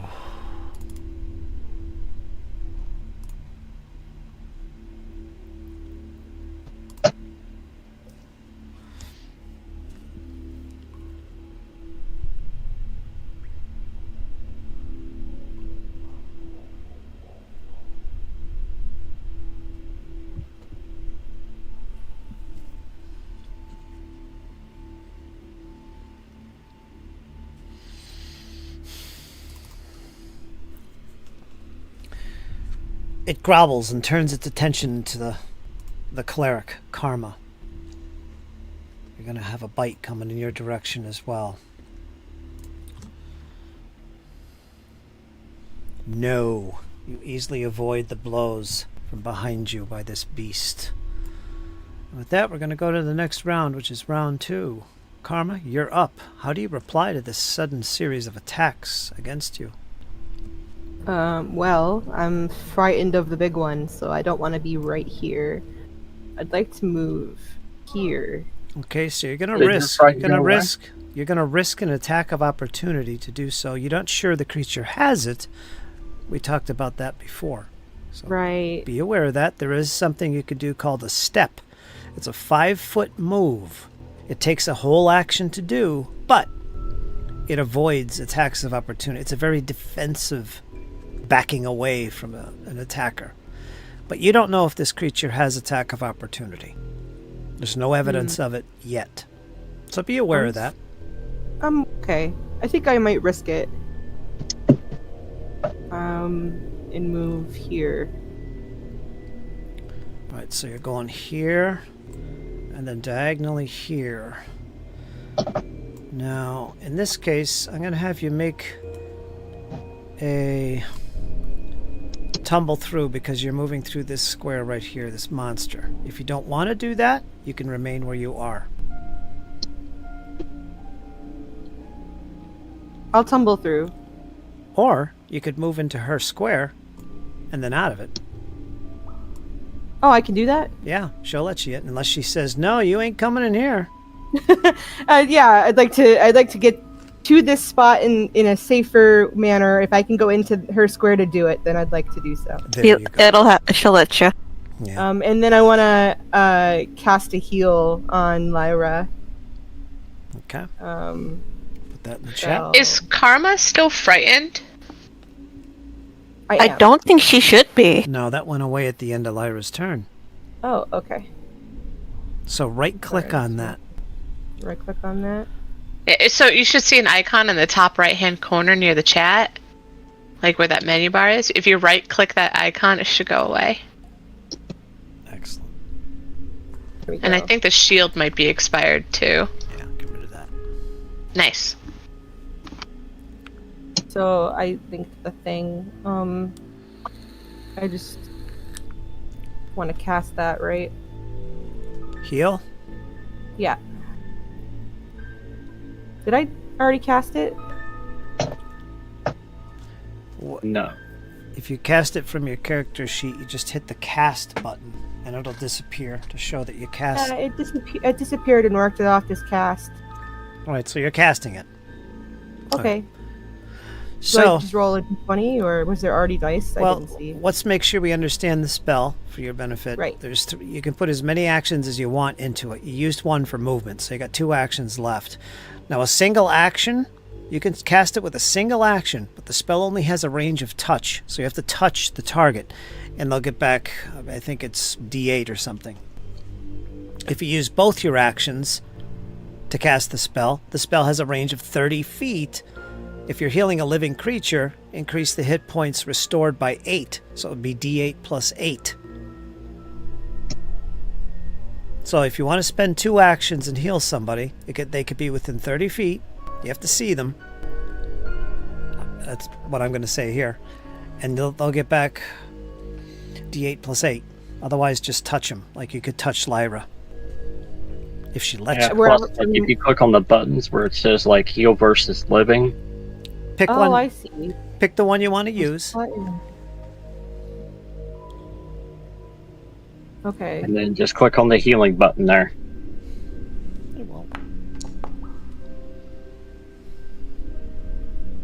D10. Someone must have like healing hands or. Nice.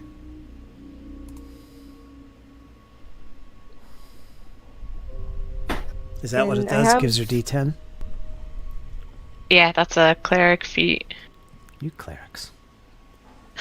Right. 9 points to the target, whoever that is.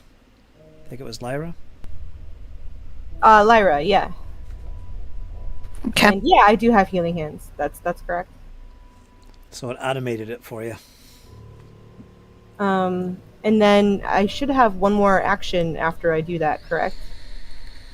Yes, that was Did you click the single target? Yes, you that's did. right. So I'd like to hit this guy with my sword. Okay, hit your first attack button.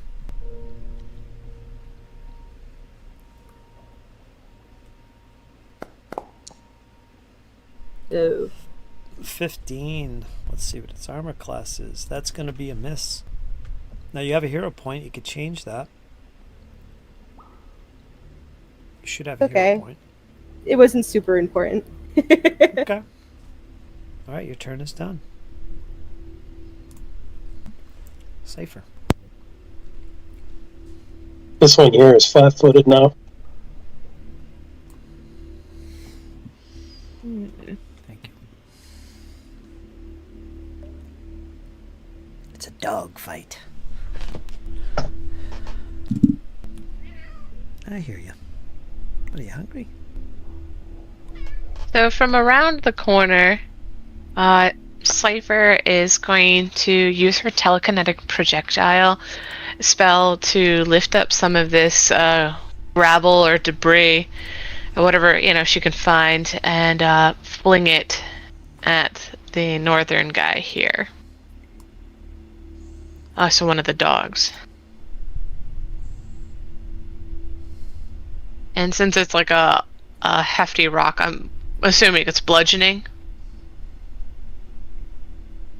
Yeah.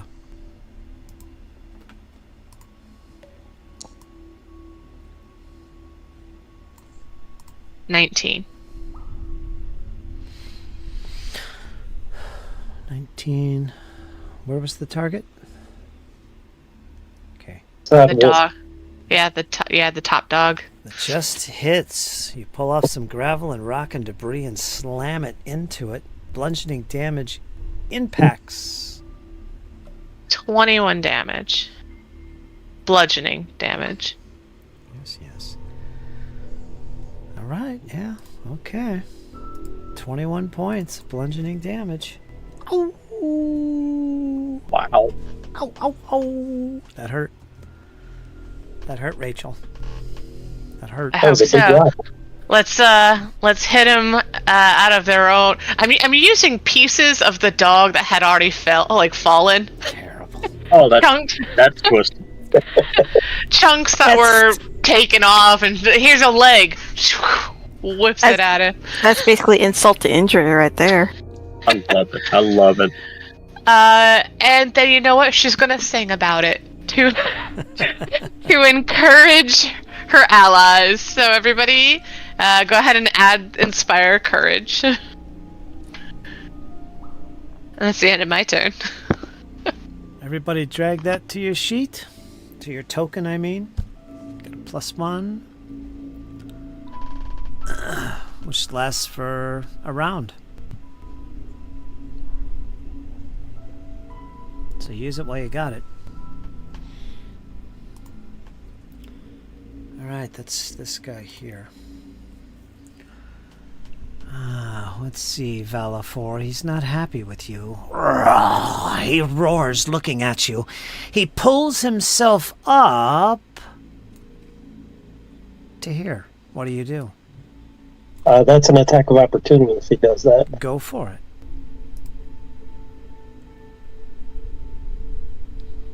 No, actually, that was a step. Sorry. Stupid me. He only wanted to go here. Was it climbing or walking? Quiet, Rachel, quiet. He's just pulling himself that was up. climbing. He's pulling himself up. He's made a rock. Oh, He's made a rock. He did a 5-foot step to move further up the rocks. No climb involved. Okay, take your 5-foot step. You're welcome. And then he'll spend his second action to lay into you with some hammer fists. Boom, boom, boom, it goes.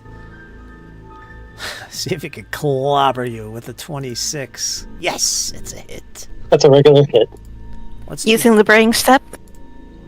Oh, you guys. This high-level play, I don't like it anymore. Don't mess with the champion. it's always tough. I gotta make I the love rolls. I gotta make the rolls public at this point. You got a 26, so damage. You've got resistance 8.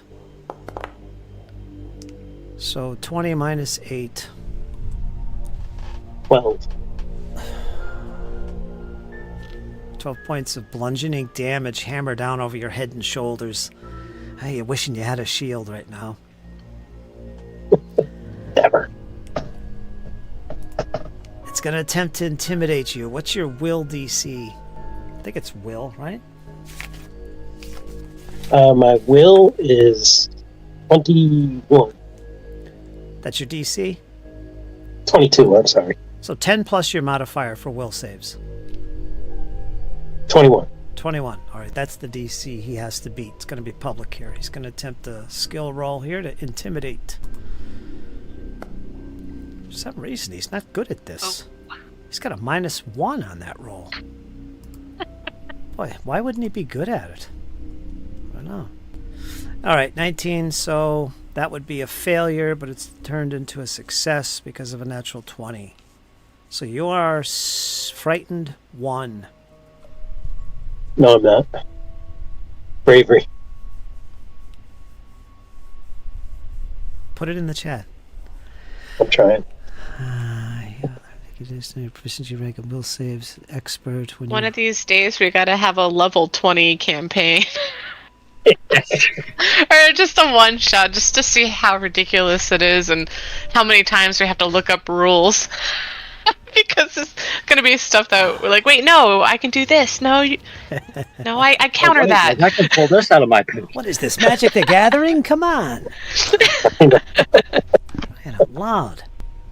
Amazing. It's almost as bad as 40k. Come on. All right. All right, you got rid of my will, or you got rid of the frightened, so it's like water off a duck's back. You're okay. He's done. Lyra. Alright, she's going to attempt to get up. So she's prone. Okay, go ahead. Get rid of your So that would move... I think that would use up half her movement. it's just an action. Okay. Second action, she's going to lay into the dog that attacked her. Get rid of your prone condition. Good. Now do your second action.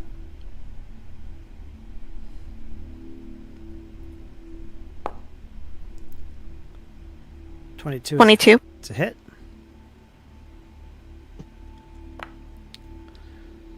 $16 points of forceful damage. You see Inspire Courage is added in there? Somewhere. I think it was added to your attack, or... Yeah, it was added. Doesn't add to the damage, I don't think. Alright, 16 points of damage on which one? That one? Mm-hmm. Describe how you fell this beast.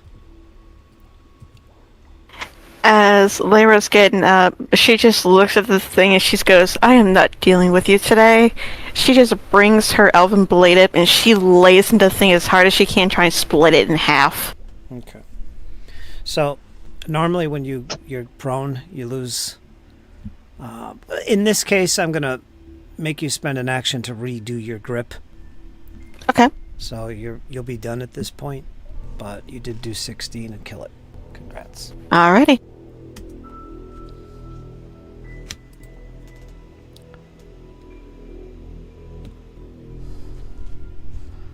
Go away. There. Next is Valifor, the brave and foolhardy. What do you do, Valifor? Okay. Valifor is going to knock this guy down with a successful attack here. Flourish fighter.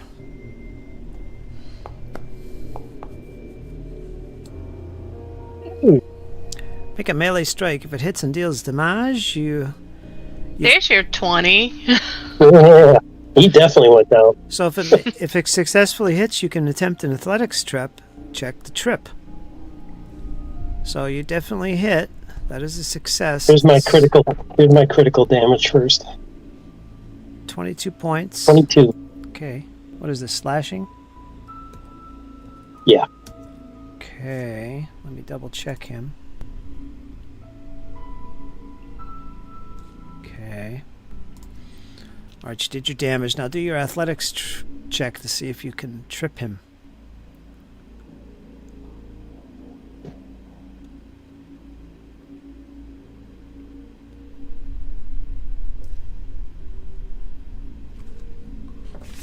Athletics. Jeez, I'm not used to being at home.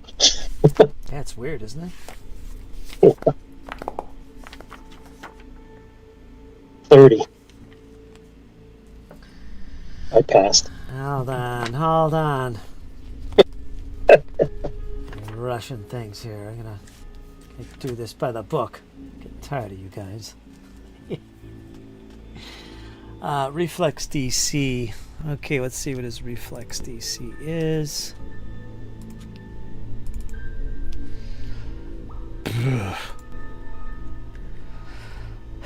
Critical success on a trip attempt. Let's see what happens. The target falls and lands prone and takes 1d6 bludgeoning damage from the fall. Oh, yeah. Never mind. So roll 1d6 bludgeoning damage for me.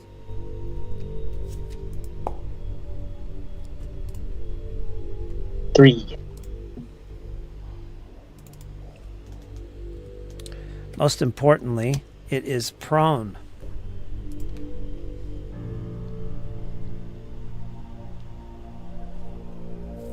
That makes sense. And I think knockdown counts as 2 actions. There we go. Knockdown. It's just an. Yeah, it's just 1. Okay. So he'll make his second attack on the prone creature. What is it? Oh, by the way, the Retribution axe was, it took the shape of the creature. So he takes +2 damage last time. I forgot to tell you that. Because he took damage from it.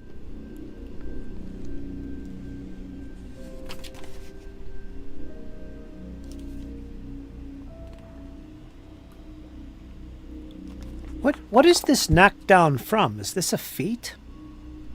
It's a feat. Got a dirty 20. Let me look at your character sheet real quick.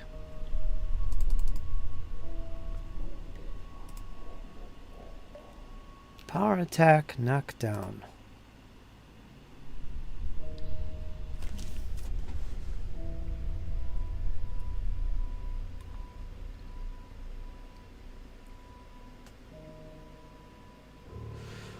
Both attacks count towards your multiple attack penalty.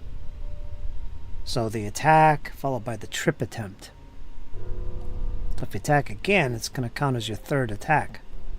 But the penalty doesn't increase until after you've made both. Don't forget about this in the chat. Hold on. One step at a time. My brain just does not work that fast. So, yeah, it works just like power attack would, but it's not power attack. Now let's look at Furious Focus. You've learned to maintain your balance when you are swinging furiously. When you make a power attack, it's very specific here. With a melee weapon you're wielding in 2 hands, it counts as 1 attack. So this wouldn't apply to knockdown. That applies to power attack only. Right. So your third attack would be given a -10 after doing knockdown. Correct. Which is what you did. Okay, so you have that 1 action remaining, right? Yep. What is your next action? I attacked with I got a 20. Minus an additional 5, I believe. Because it counts as, it has a -10 on it. It says it's only giving you a -5. Yeah, so it'd be +8. So 15. So 15. Which is a miss. And I'm done. You're done. All right, moving on. Bjorn. You see I'm gonna stab this wolfie. Okay. 23. It's a hit, not critical. Oh! It's going to take 22 points of piercing damage. 22 points applied. Nice. It is badly injured. I'm going to try it again. Stabbing as well. I'm going to hero point that.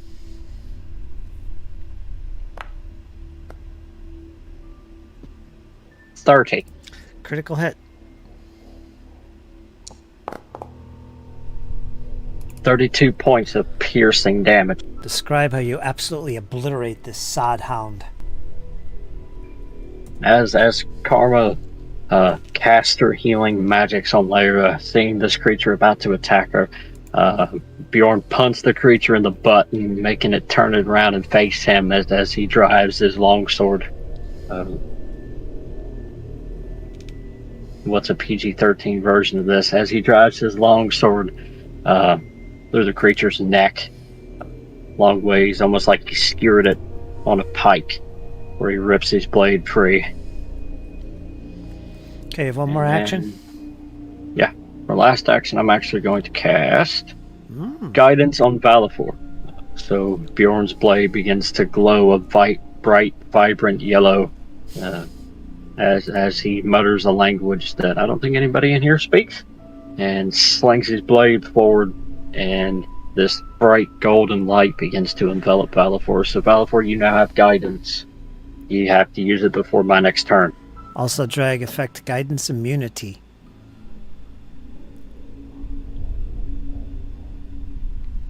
Lasts for an hour. And that's how you put a dog down. Next we go to Karma. There's a lot going on, Karma.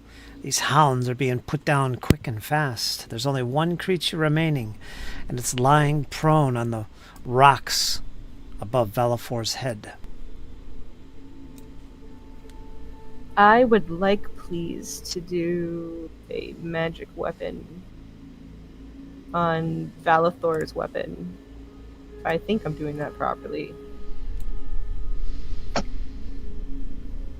The weapon glimmers with magic and energy. The target becomes a +1 striking weapon, gaining +1 item bonus to attack rolls. He'll get a +1 on his attack roll, and increasing the number of weapon damage dice to 2.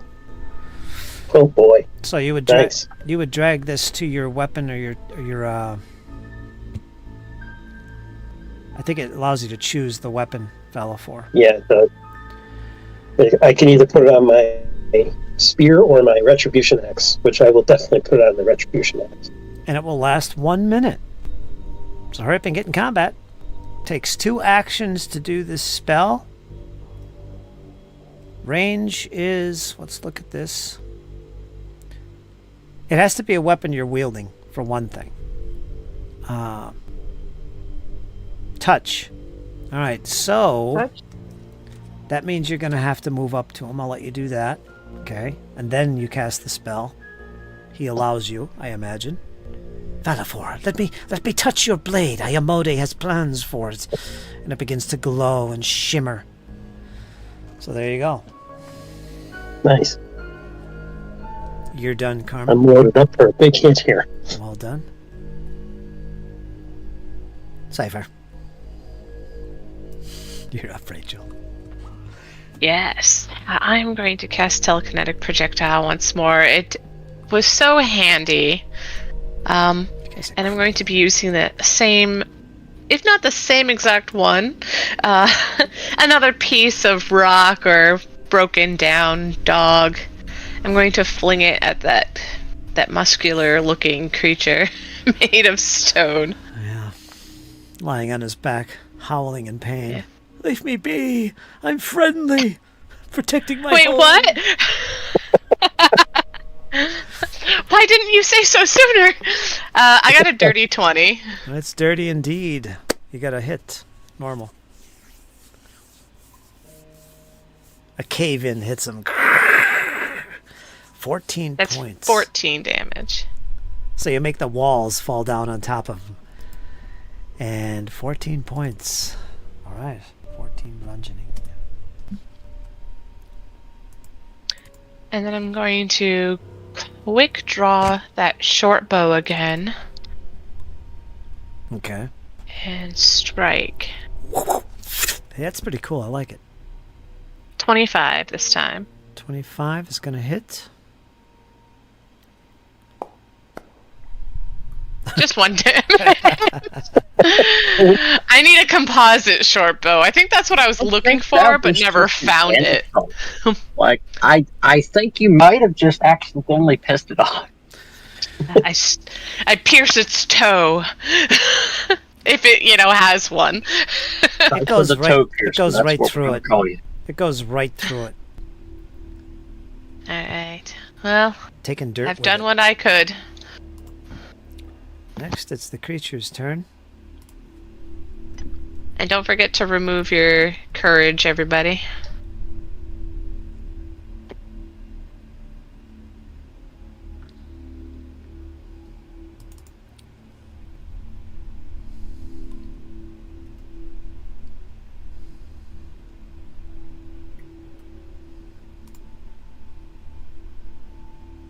Sorry, guys. I tried to finish it off. You're good. We got this. No worries. It's about to take a ton of damage. And probably landslide on us. Something bad's going to happen. As it lies there, it slowly begins to turn itself up while defending itself viciously to the side, but it's not attempting to get up. Instead, Velafor, it looks like it's burrowing into the rock itself. You think you can get a shot off on it. Do you do so? I will. As it attempts to burrow into the earth itself, make your strike.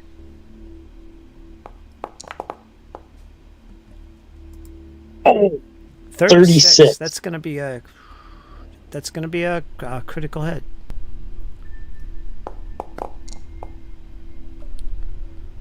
Oh. plus, No need. No oh need. my god. No need. And how much do we overkill? That's why you have a Like- +1 striking weapon right there. Exactly. So as you Oh, come crap. down on this creature as it attempts to burrow into the ground as if to escape, it leaves itself wide open. So describe how you finish this beast off. This With all this magical might and glittering power that he's just got from his new companion, he comes down on it with a mighty swing and just gets it right on top of the skull and just cracks the stone and everything as it just pierces through everything, sending sparks flying everywhere as the creature just melts into the stone.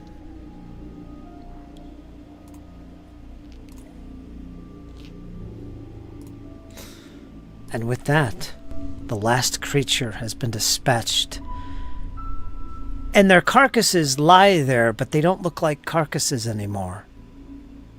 They look like bits of earth.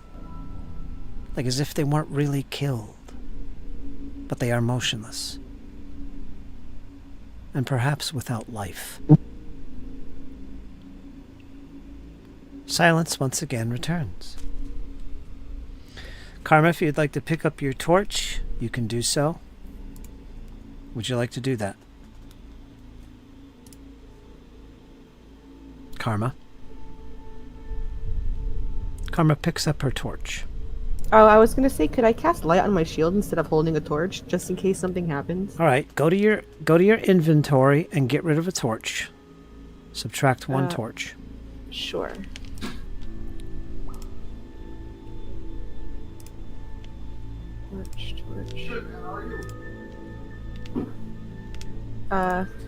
Since I have 5 of them, all of them are supposed to be. It's supposed to be 0. Well, you just No, you used just one. hit the Now you have 4. Do you know how to subtract the torch? Yeah, Should I be think like a little minus Yeah. key there. Okay. And then under spells, it's this one.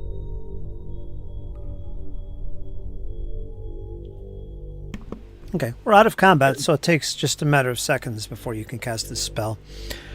And you've got 2 of them on there. Let me take one off.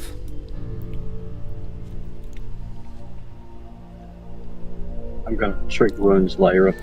So describe what you're putting the light spell on. What object? I want to have the light spell on my shield as I hold it on my arm at all times. So your shield begins to glow with the eminence of Ayamode. Perhaps a golden color surrounds you. While Bjorn treats wounds on Lilra, Cypher's going to treat wounds to Valifor. Okay. I'll tell you what we'll do before we go any further. Let's take our break, and we can handle all this off during the break. We'll do all the healing so we can move on. Okay? Sounds good. So we'll be right back, folks. We're going to go into intermission, and we'll be right back. These guys are going to be all healed up and ready to rock and roll.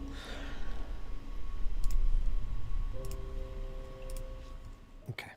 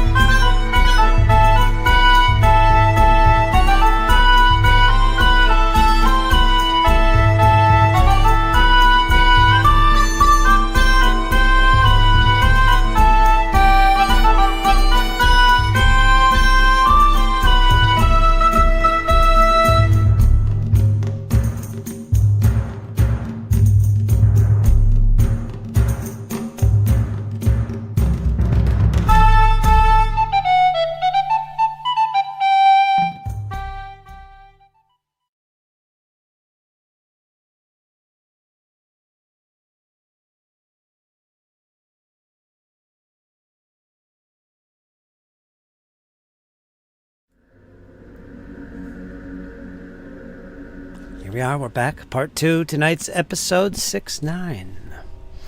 The magic episode.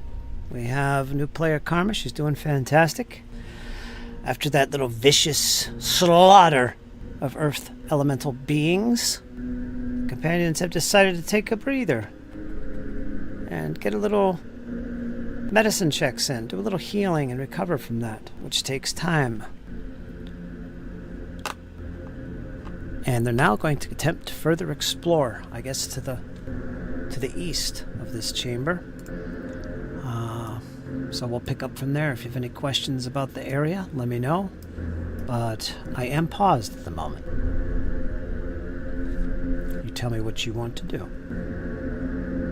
I'd like to advance to the water. Yep, Balfour's going to keep an eye on the water. If anything moves in it, I'd like to spot it if I could. Cipher, are you where you are on the map right now? Yes. I imagine she started walking forward and the others just kind of passed her to get ahead. So, because you have dark vision, you more than anyone else here can see well into this chamber and what lies ahead.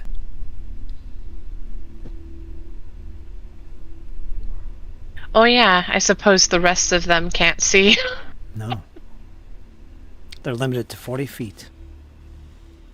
Now, I'm going to tell you, I can see everything. I don't know why. Maybe because you have a setting on. Or maybe like shared vision. It must be. It's I think shared we vision. changed it. That's Yeah. right. That's what it is. Shared vision is an option that we've been using, and basically it allows everybody to see from each other's token. So if somebody like Cipher has dark vision, and you'll be able to see that far.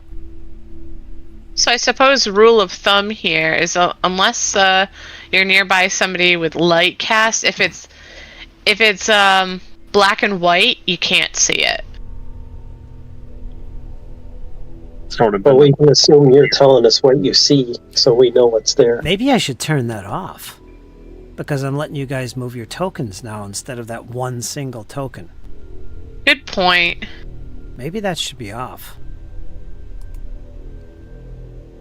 I'm just taking it as everything that she can see within the 40 feet, she's good. At anything that's black and white, she can't see anything. That's kind of how I've been taking it day one. Yeah, I think that's pretty accurate. If I can see color, I can see it for real. If I can't see color, then it ain't there. You have to tell us it's there. Yeah, so the only thing Cypher says to the rest of you is you can, seeing as this part's in color, she's like, wow, the water kind of extends really far down. Looks like it's large enough for something to be lurking. Stay alert, guys. I will stay in the back. Noted. Rogues. Have your instrument ready. Knuckles cracking on my great axe with 2 hands. Perhaps we can throw something in there and test the waters. You volunteering? Yeah, I'll throw her in. Not this again. I meant perhaps I can cast Mage Hand, run the hand across the water, see if it stirs anything. Sounds like a good idea. I don't know where that option is. I don't remember where to find it. So you all got shared vision. I might change that next session. Anyway. Yeah, I think those settings are for the scene, so it's like scene specific. That might actually make sense. Because I feel like I also looked at those settings on my own campaign before.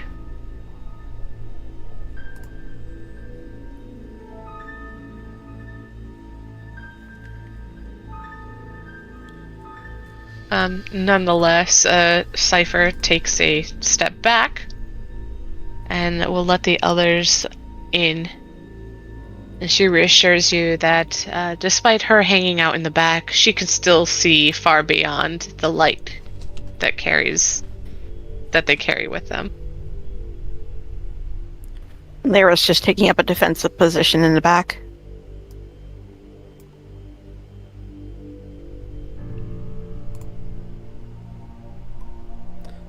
Balfour and Bjorn will be taking the lead here, in case anything comes out of the water. Got shield grip tight. I Helm guess we're on going to straight. make advance.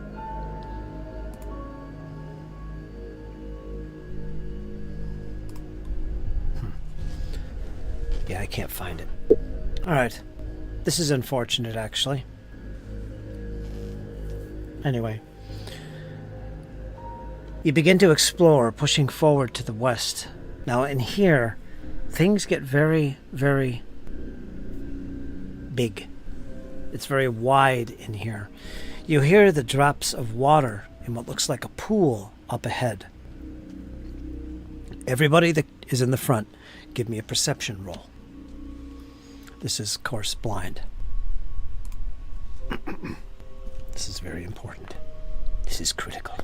This is everything.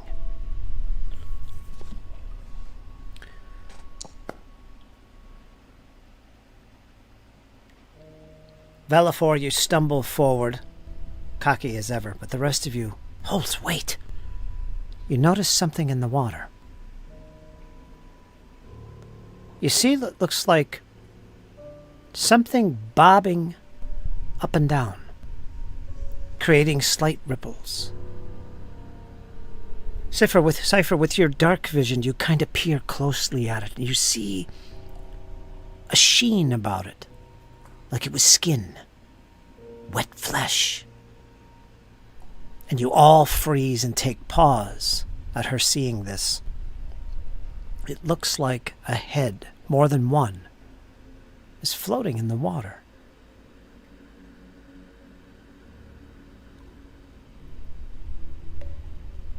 It's black and leathery looking.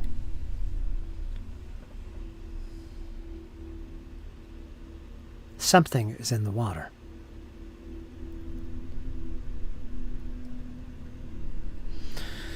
So, options. To the south, you see, built into the wall, some transparent wall that can be seen from. This transparent wall seems to continue further south, around that corner right here. It seems to continue on, like it's some kind of viewing area. To the north, you see that it looks like above the pool and above where you currently stand, there's a ridge, maybe a foot out, that seems to be going all the way around the wall. Cypher, you can see this clearly. And of course, the pool ahead of you seems to have something in it. Now, there is something further east from here. You're not sure, but there is a shoreline that you could skirt through. If you wanted to sneak through this area, it's very possible. You would use Avoid Notice as an exploration activity. Everybody would be making stealth checks unless somebody's using Follow the Leader. I don't think anybody's really good at stealth in this group, but you would all attempt it. That's how you would move up to half your rate to be quiet. Whatever's in the water, it might get us. Shh! Just to see if what lies beyond. Or you could throw things in the water, see what happens. Maybe it's a dead body. Maybe something fell in here from a previous battle. From above. Balfour is going to make a quick observation. I don't know if any of you other guys have noticed, but does this seem like this may have been like a gauntlet that people might have watched from a safe area above to see what would happen if somebody came through here? Maybe they were training their troops to fight these monsters to become stronger? I mean, is that obvious, or is that something you guys have noticed too? Perhaps, but Snake. Breaking up, Kyle. Perhaps they're training them to sneak. Or something. I It's don't a know. dark way of training somebody. That's coming from me.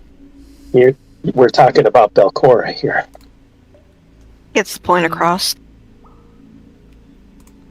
I'm still curious, though. Do you mind if I pull something out of the water? Just be careful. Stand ready. Alright. Well, nobody get close. Let me do this while we're all at a safe distance. Are you using She's stealth? going to use... no, I'm just going to stay here, use my reach spell, cast Mage Hand, and then... Is this somatic or verbal? It's gotta be. It's a 2 action, so it's somatic and verbal.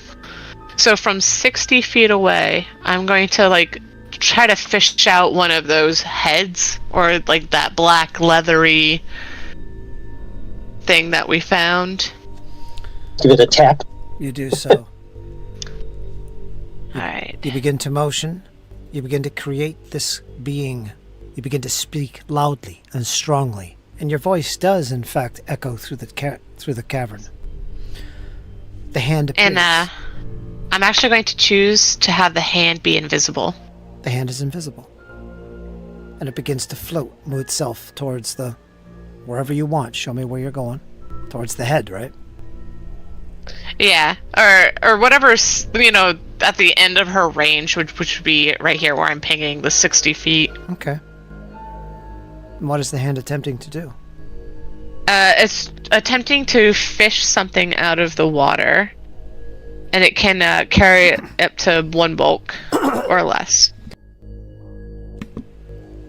The hand appears, and with your powers you begin to manipulate that hand, and it begins to pull, it begins to yank. Suddenly, ripples appear in the water. Whatever's in the water begins to rise, but not because of the hand, but because it has been disturbed. You see not 1 head, 2, 3, 4, 5 heads appear out of the water. And there it appears. You have disturbed something, and it begins to peer around with all these heads looking in your direction, and it spots you. And as it does so, you hear a rumble behind it. Cipher, you see it clearly. More heads appear from the water. Oh, boy. And this is going to bring in initiative. Ah, shit. Pineapples. Yeah. Yeah, and as soon as Cypher sees that it's more than just the 5 heads, she whispers to Balafor and Bjorn. She says, "Run, let's run." Okay, one suggestion before we run. We do have a choke point right here. That has 10 heads, Battle 4. Yeah, but we could fight them one at a time. Because only one would fit here if they did chase us. We could line up here and fight while the others are behind us, supporting us. Perhaps, Ultra Hydra. perhaps, but you're assuming that these things attack close range. True. I think we should escape. Indeed. I'm going to recall knowledge and see if I can get anything from the creature. You guys, you thought you had it so easy with the earth. I agree with Cypher. Well, I figured this was going to be horribly hard because one, it's a very nice battlefield here. Sometimes you can see it ahead of time. You're just there's going to be something lurking in there. It's going to be something big because that's a lot of space. So it's just a matter of time. Let's read the blurb. I didn't read this actually. Let's see how good I did Ooh. without it. A rocky shoreline drops steeply into a large pool beneath several stalactites. 5 square shafts in the stony ceiling lead upward. I was going to reveal this to Cypher. If she looked up, purposely looked up, she would have seen that. 5 square shafts. But what does that mean to her character? I don't think you guys know. If Yeah, I don't think she entered that room, but me as a player, I had a feeling that that's what it led to. Yeah. Maybe it's written on those little map notes that Sheppy kept and Althea kept. Because they encountered this room. Maybe it's a trap to drop on their heads. To the south, a barrier of transparent stone protects winding, raised ledges that run along each side of the cavern. You'd have to be deeper in to see this. A short bridge, similarly encased in transparent stone, crosses over the pool to connect the two ledges. See, you can't see this from where you are. I don't know why this is what I'm supposed to read to you when you enter for the first time. No. You gotta be a little picky. I love it when they do that. So, yeah, let me... Pineapple, pineapple, pineapple! I agree, a general withdrawal.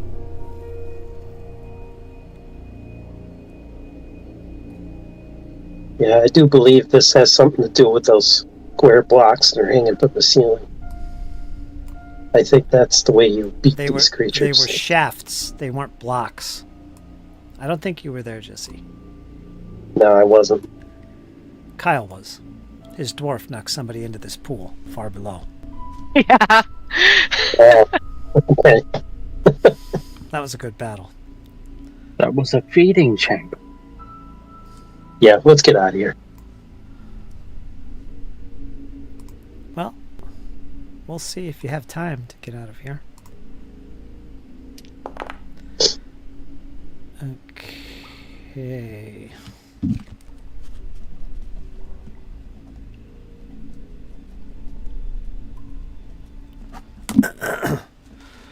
Right, that's interesting. One thing I will say is that you see the heads coming up one at a time.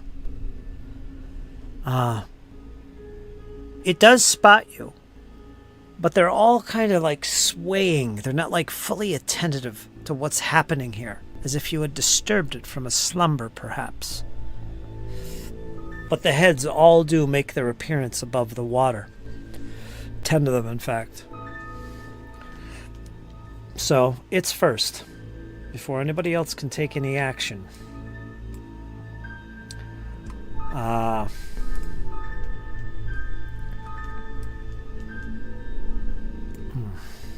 Wow. The lead one, the one in the front here, begins to slosh in the water. It begins to fully acknowledge your presence. It can see you now, and it slowly begins to churn forward cautiously. It doesn't come all out of the water, but it definitely moves forward. Cypher, you're up next. How do you respond to this?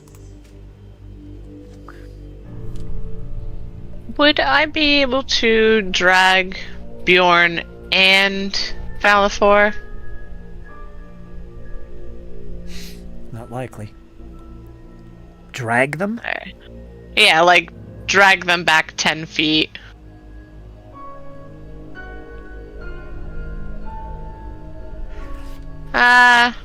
That's alright, I guess. Go ahead. I'll be right behind you. Yeah, I think. Alright. Just say something like that's good enough. Come on, Yeah. let's Then go. she goes back, and I'll ready an action. So, like, if an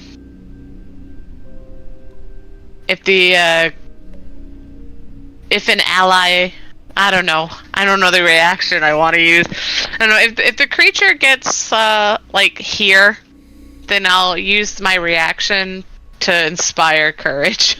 Okay. Okay. So Cypher falls back.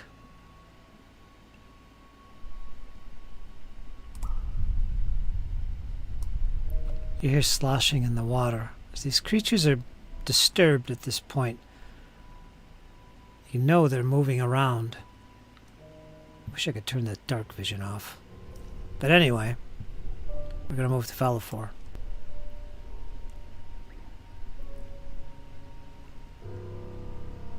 Sorry, my internet died. Gonna take me a little bit. What was going on? You just want me to withdraw you back? Yep, you can. You can.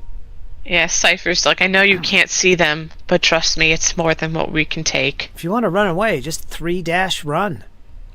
Haul ass. You good with That's that, what you Shep? want to do. Yeah, let's get the hell out of here. We're not ready for this. Cypher's got a ready man. action just in case. She'll be inspiring nobody. Everybody be gone. Should be the last one. Well, I want to make sure there's someone left behind to drag the other person out, just in case. Depends on how far gone they are. She might just run. Yeah, you could use your reaction to run as soon as everybody vacates. You could spend your reaction to run. Last one out. That's what we'd use. That's what that is. All right, so I Jeff's made it guess. up over there. Oh, he's safe. Lyra. Lyra is. Let's see here. All right. They don't really have any actions left. If you guys are just going to vacate, I think we could just... Yeah, she's Yeah. gonna. All right, let's do that then. Because you You're guys all are... gonna- You'll have to move me. I can't. Okay, Jesse. So, yeah, where would you like to get to? Well, go Head ahead. back to the stairs and the door. Yeah, go ahead Yeah, and move back to the door. up to that Yeah. room. Go ahead and move it on your own. You can do it. Your arm's going to linger until everybody else gets clear, or he withdraws. It's Oh funny. yeah, we're all clear. It's funny watching We left you navigate, behind. making the big move out of here. Run, run! Oh, man. Took away my glory. Oh, it was going to be a good combat. I spent all week prepping this battle. And they ran. They ran. We're all just like, nope, Yep. nope. I'd be the same way. Better safe than I'm sorry. fully prepared to stand there and die. I think Scalanus would have snuck in. He would have stealth as deep in there as he can, just to see what And lies died. beyond. No, he's good. He's good at that. See, Cypher couldn't help herself. She had to see what it was. She likes to dungeon dive, and she's like, well, if there's a chance that this is like something valuable or even interesting, I gotta check it out. Is this where you guys are gathered? Right here?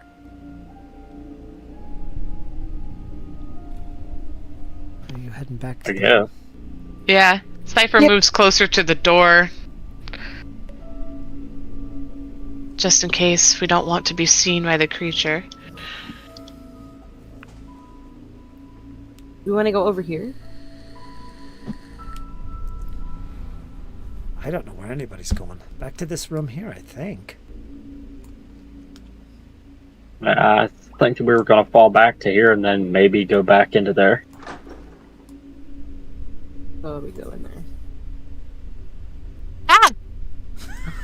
I disappeared. Somebody went through a wall Yeah. somewhere. Hold on, hold on. Yeah. Wait a Oh minute. no! Oh, hey now! Wait a minute. Oh no. Don't forget to deselect us. Yeah, I forgot. Somebody's still out there, I think. Is everybody?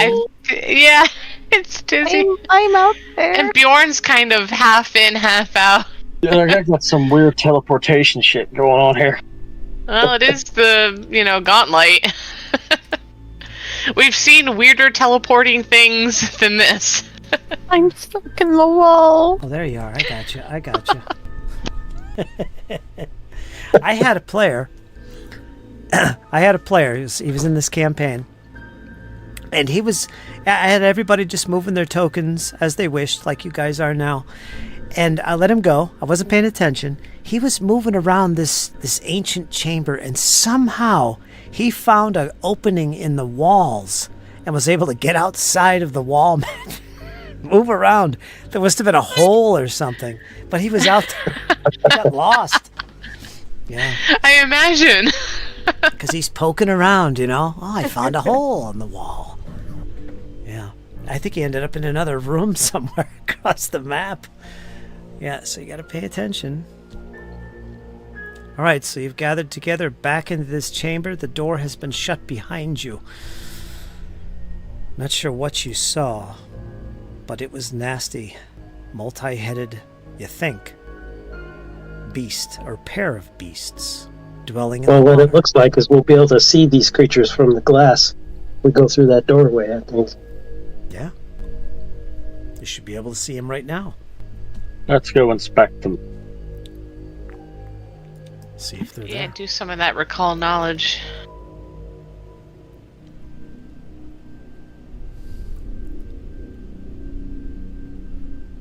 I'm gonna look down below just to see if anything's changed down there. You see nothing, Cypher.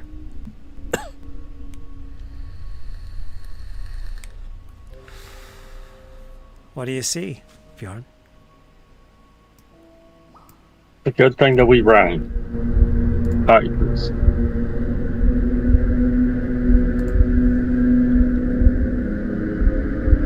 I wonder if they see us from here.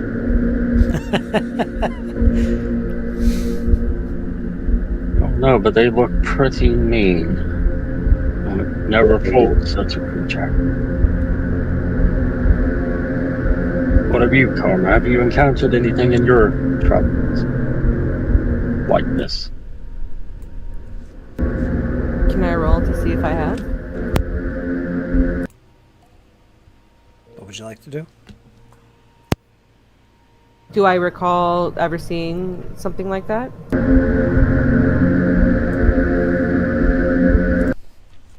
Go ahead and make a recall knowledge. Let me tell you what the skill is here for these creatures. You're going to use nature. Nature? So if anyone wants to make a recall knowledge, studying these beasts from what looks like a protective window, go ahead and make a nature check to recall knowledge. Public or blind? Or he beat me to it. This should be blind. Okay. Oh, shoot. I'm sorry. It's okay. It's okay. You don't have to re-roll. All right, nature. On its way. If you want to use a hero point, you can. Jesse, you've seen yours, Nope. but it should be blind. I thought I clicked it. It's weird. Lyra, nothing. Mm-hmm. Just never seen anything, no creature like this before. Okay. Cypher, no clue. In fact, none of you except Karma. This is a creature known as a Hydra. They are known to have many heads, and thus are extremely dangerous because that's a lot of attacks. They do have weaknesses.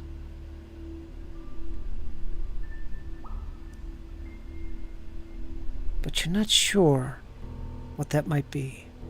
If you'd like, you can roll again.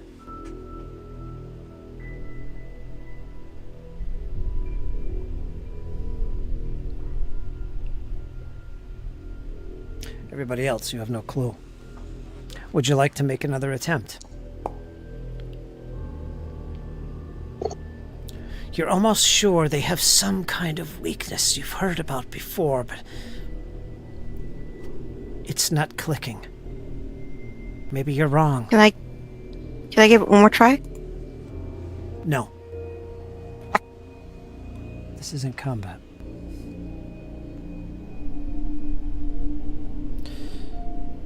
It's just not coming to you, Karma.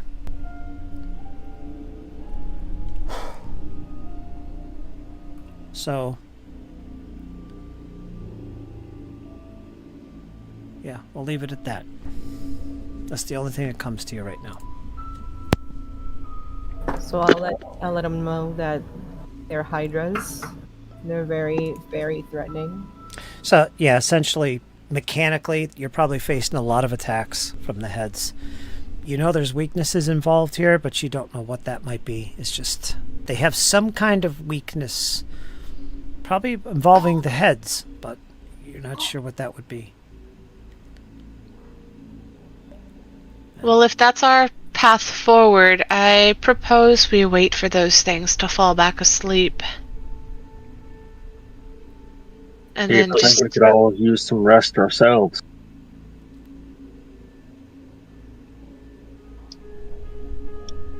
I'm feeling rather okay. I think we can press on. We have no spell back.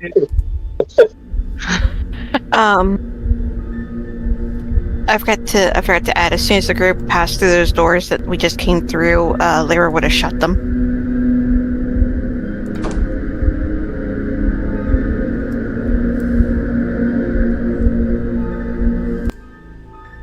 Gotcha. Did we see what's behind door number 2? Balfour opens it. Hey, I was going to do that. No, she doesn't walk in. She'll wait for him to walk in. Actually, in fact, she takes a step to the side. Whenever he sees you at a door, he just goes and opens it. Nice. All right, you open the door? Yeah. All right, somebody stand there so everybody could see. Because I assume everybody could see from your token. You see a long stone corridor. It looks like it ends in a T intersection up ahead.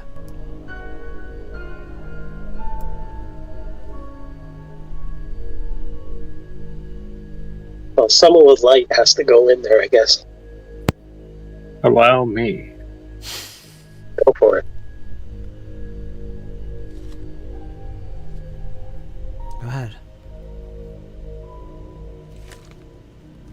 There. You enter the T intersection. You see 5 feet away, Bjorn, you see a door to the north. To the south, 10 feet away, you see another door behind you.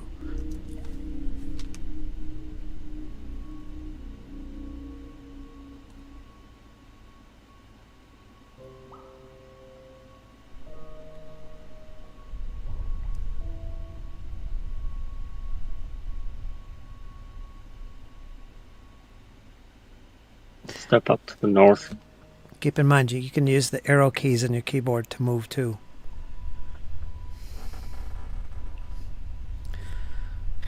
They were would wait for the Cypher to go ahead of her before she goes through last. Bjorn kicks the door open. There you see, Bjorn, ahead of you, 5 feet away, beyond this door, another transparent wall. That's maybe what you were seeing before. Actually, you never got in there that far, but I described it, so. Yeah, this is the walkway that goes around that it's talking about. And as you step into it, you see what I'm talking about. This is like a 5-foot walkway. And you got a perfect view of these hydras sloshing around, kind of relaxing at the moment. They don't seem to be disturbed by you. They seem to be slumbering down once again, in fact. Okay. Strange things are going on here. This was an observation post. Most certainly. Something was going on here. I suppose it has more to do with the arena, as this level seems to have been. Maybe it's just more fighting that they sat here and watched. I don't think it was a fight. I believe this to be a training ground. And that they have arenas to teach. They have arenas for creatures to fight in. But better combat experience than actually fighting for real. Yep, that's basically what I'm saying. Hidden observation posts where they can watch. We'll probably find more as we continue our pursuit. Yep. I say we continue on. Well, we don't want to push too far. It's getting close to 10:30 now. How good are you, Rachel? Yeah, I think 10:30 is going to be it tonight. All right, so push on a little bit further, and then we'll call it. Just a little bit. Do you want to go, Born? Yeah, I was putting it on a encounter. Oh, sure, over there. Go ahead, Bjorn.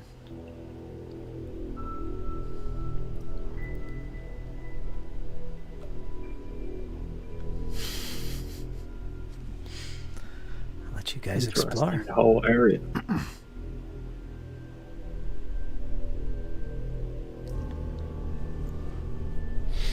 Now up ahead, as you keep going south,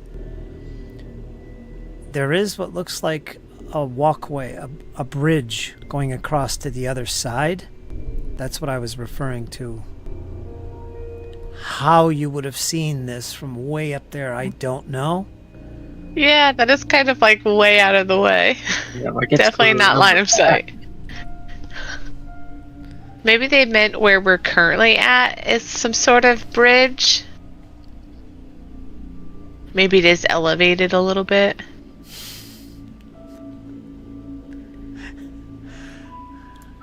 You get a kick out of watching you guys move slowly. Yeah, it's hard to move. Because it's laggy for me. That's okay. Use your arrow keys. I'm trying to, but it won't move.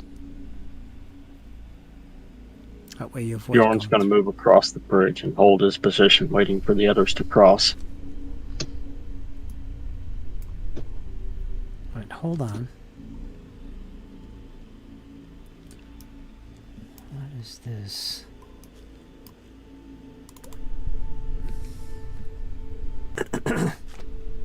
I want to, like, when you're all set, I want to check out what this is. Like, is this a dead-end wall?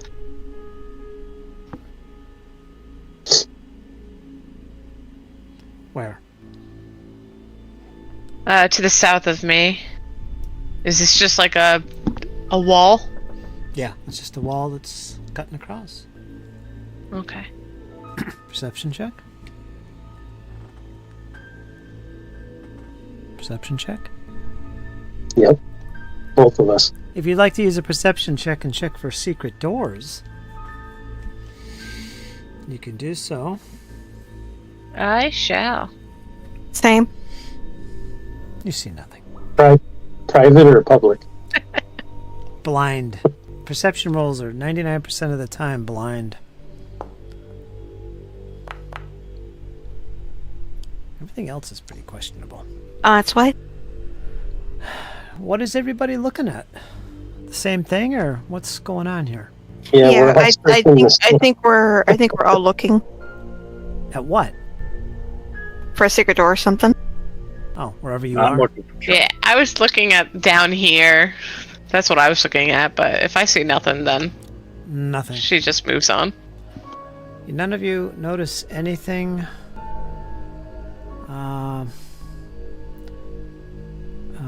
Where the heck is this location on the map?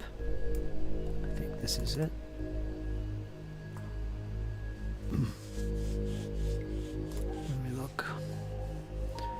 Fella 4. Are you looking at that door? Are you looking at the end of the I corridor? was looking here. Oh, you were looking? Oh, you find it easy. There's a nice outline of a door there. There's a door here. Yeah. I'm gonna open it. Somebody found it. Do you want to open it? Yeah. Oh, are you sure? You're not even listening. You're just gonna. No, I don't even have vision. No, there is something there. Bjorn will fall back across the bridge. All right, everybody, move where you are, as this door's about to be moved. Not that there's anything there. You don't know. In fact, I'm gonna pause it right there. That's where you're stuck. All right? Oh, dang it, I clicked at the same time. I gotcha. Let's open it and see what Valafor finds.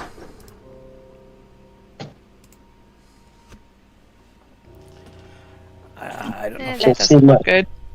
Doesn't. Let me see what the description is for this little secret door. I see blood. This ain't about to be good. Maybe it's the flesh warping. A masonry Real- square near the floor depresses, almost as if it's like a button. You notice this, Valafor. You begin to push down on it, and as it does so, a secret door unlatches and swings open.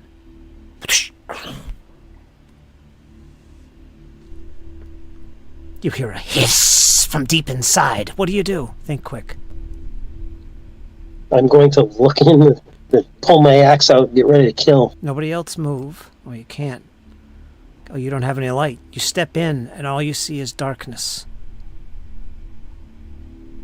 You don't step in, you peer in, but you don't I'll see light a anything. torch. I'll light a torch quick. I have some. Pull it out and light it if I can. In that case, we're going to go to initiative.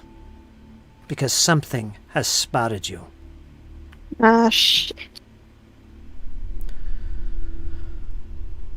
So, that's where we're going to leave it. But I will show you what you see when you do light that torch. Is it like the cousin? Why? It's like the mage version of what we just spaced. Oh my god. This creature, Is that a spell book? this creature is very much like the one you just saw. Yep, this is going to be the one that kills me. And this one has a strange wand-like object in its tail. So what I'm going to do is I'm going to put you back here, Valafor. I'm going to allow you to light a torch. Takes a little time. And as you peer in, you don't walk in, but you peer through the doorway and you see that. Okay? This is what you see. But I'm going to put you here at the start of this encounter. You see this creature. So what we'll do right now, we're going to put everybody in initiative, and we're going to roll initiative, and then we're going to go end the session with that. So let's see what you guys get. You're all going to be using perception.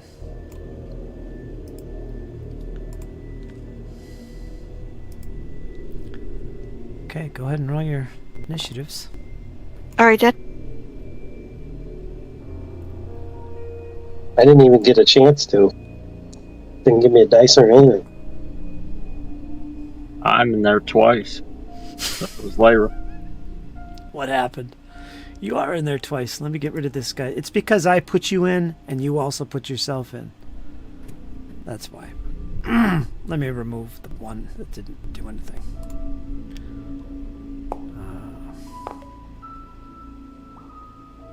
Lyra, you're in there twice. Let me get rid of that. Mm-hmm. I'll let you guys put yourselves in. Alright, so let's see what this happens with the creature. There we go. We're all set. Round 1 will begin next Sunday. And Valafor, it looks like you're the first one to respond. You get the first action, followed by Bjorn. Close behind. So not bad. Not bad. So whatever's in here, it spotted you. It looks like a giant worm-like creature like you saw before. I won't say anything else. It looks like it looks like it's standing in front of that transparent wall thing that you can see through.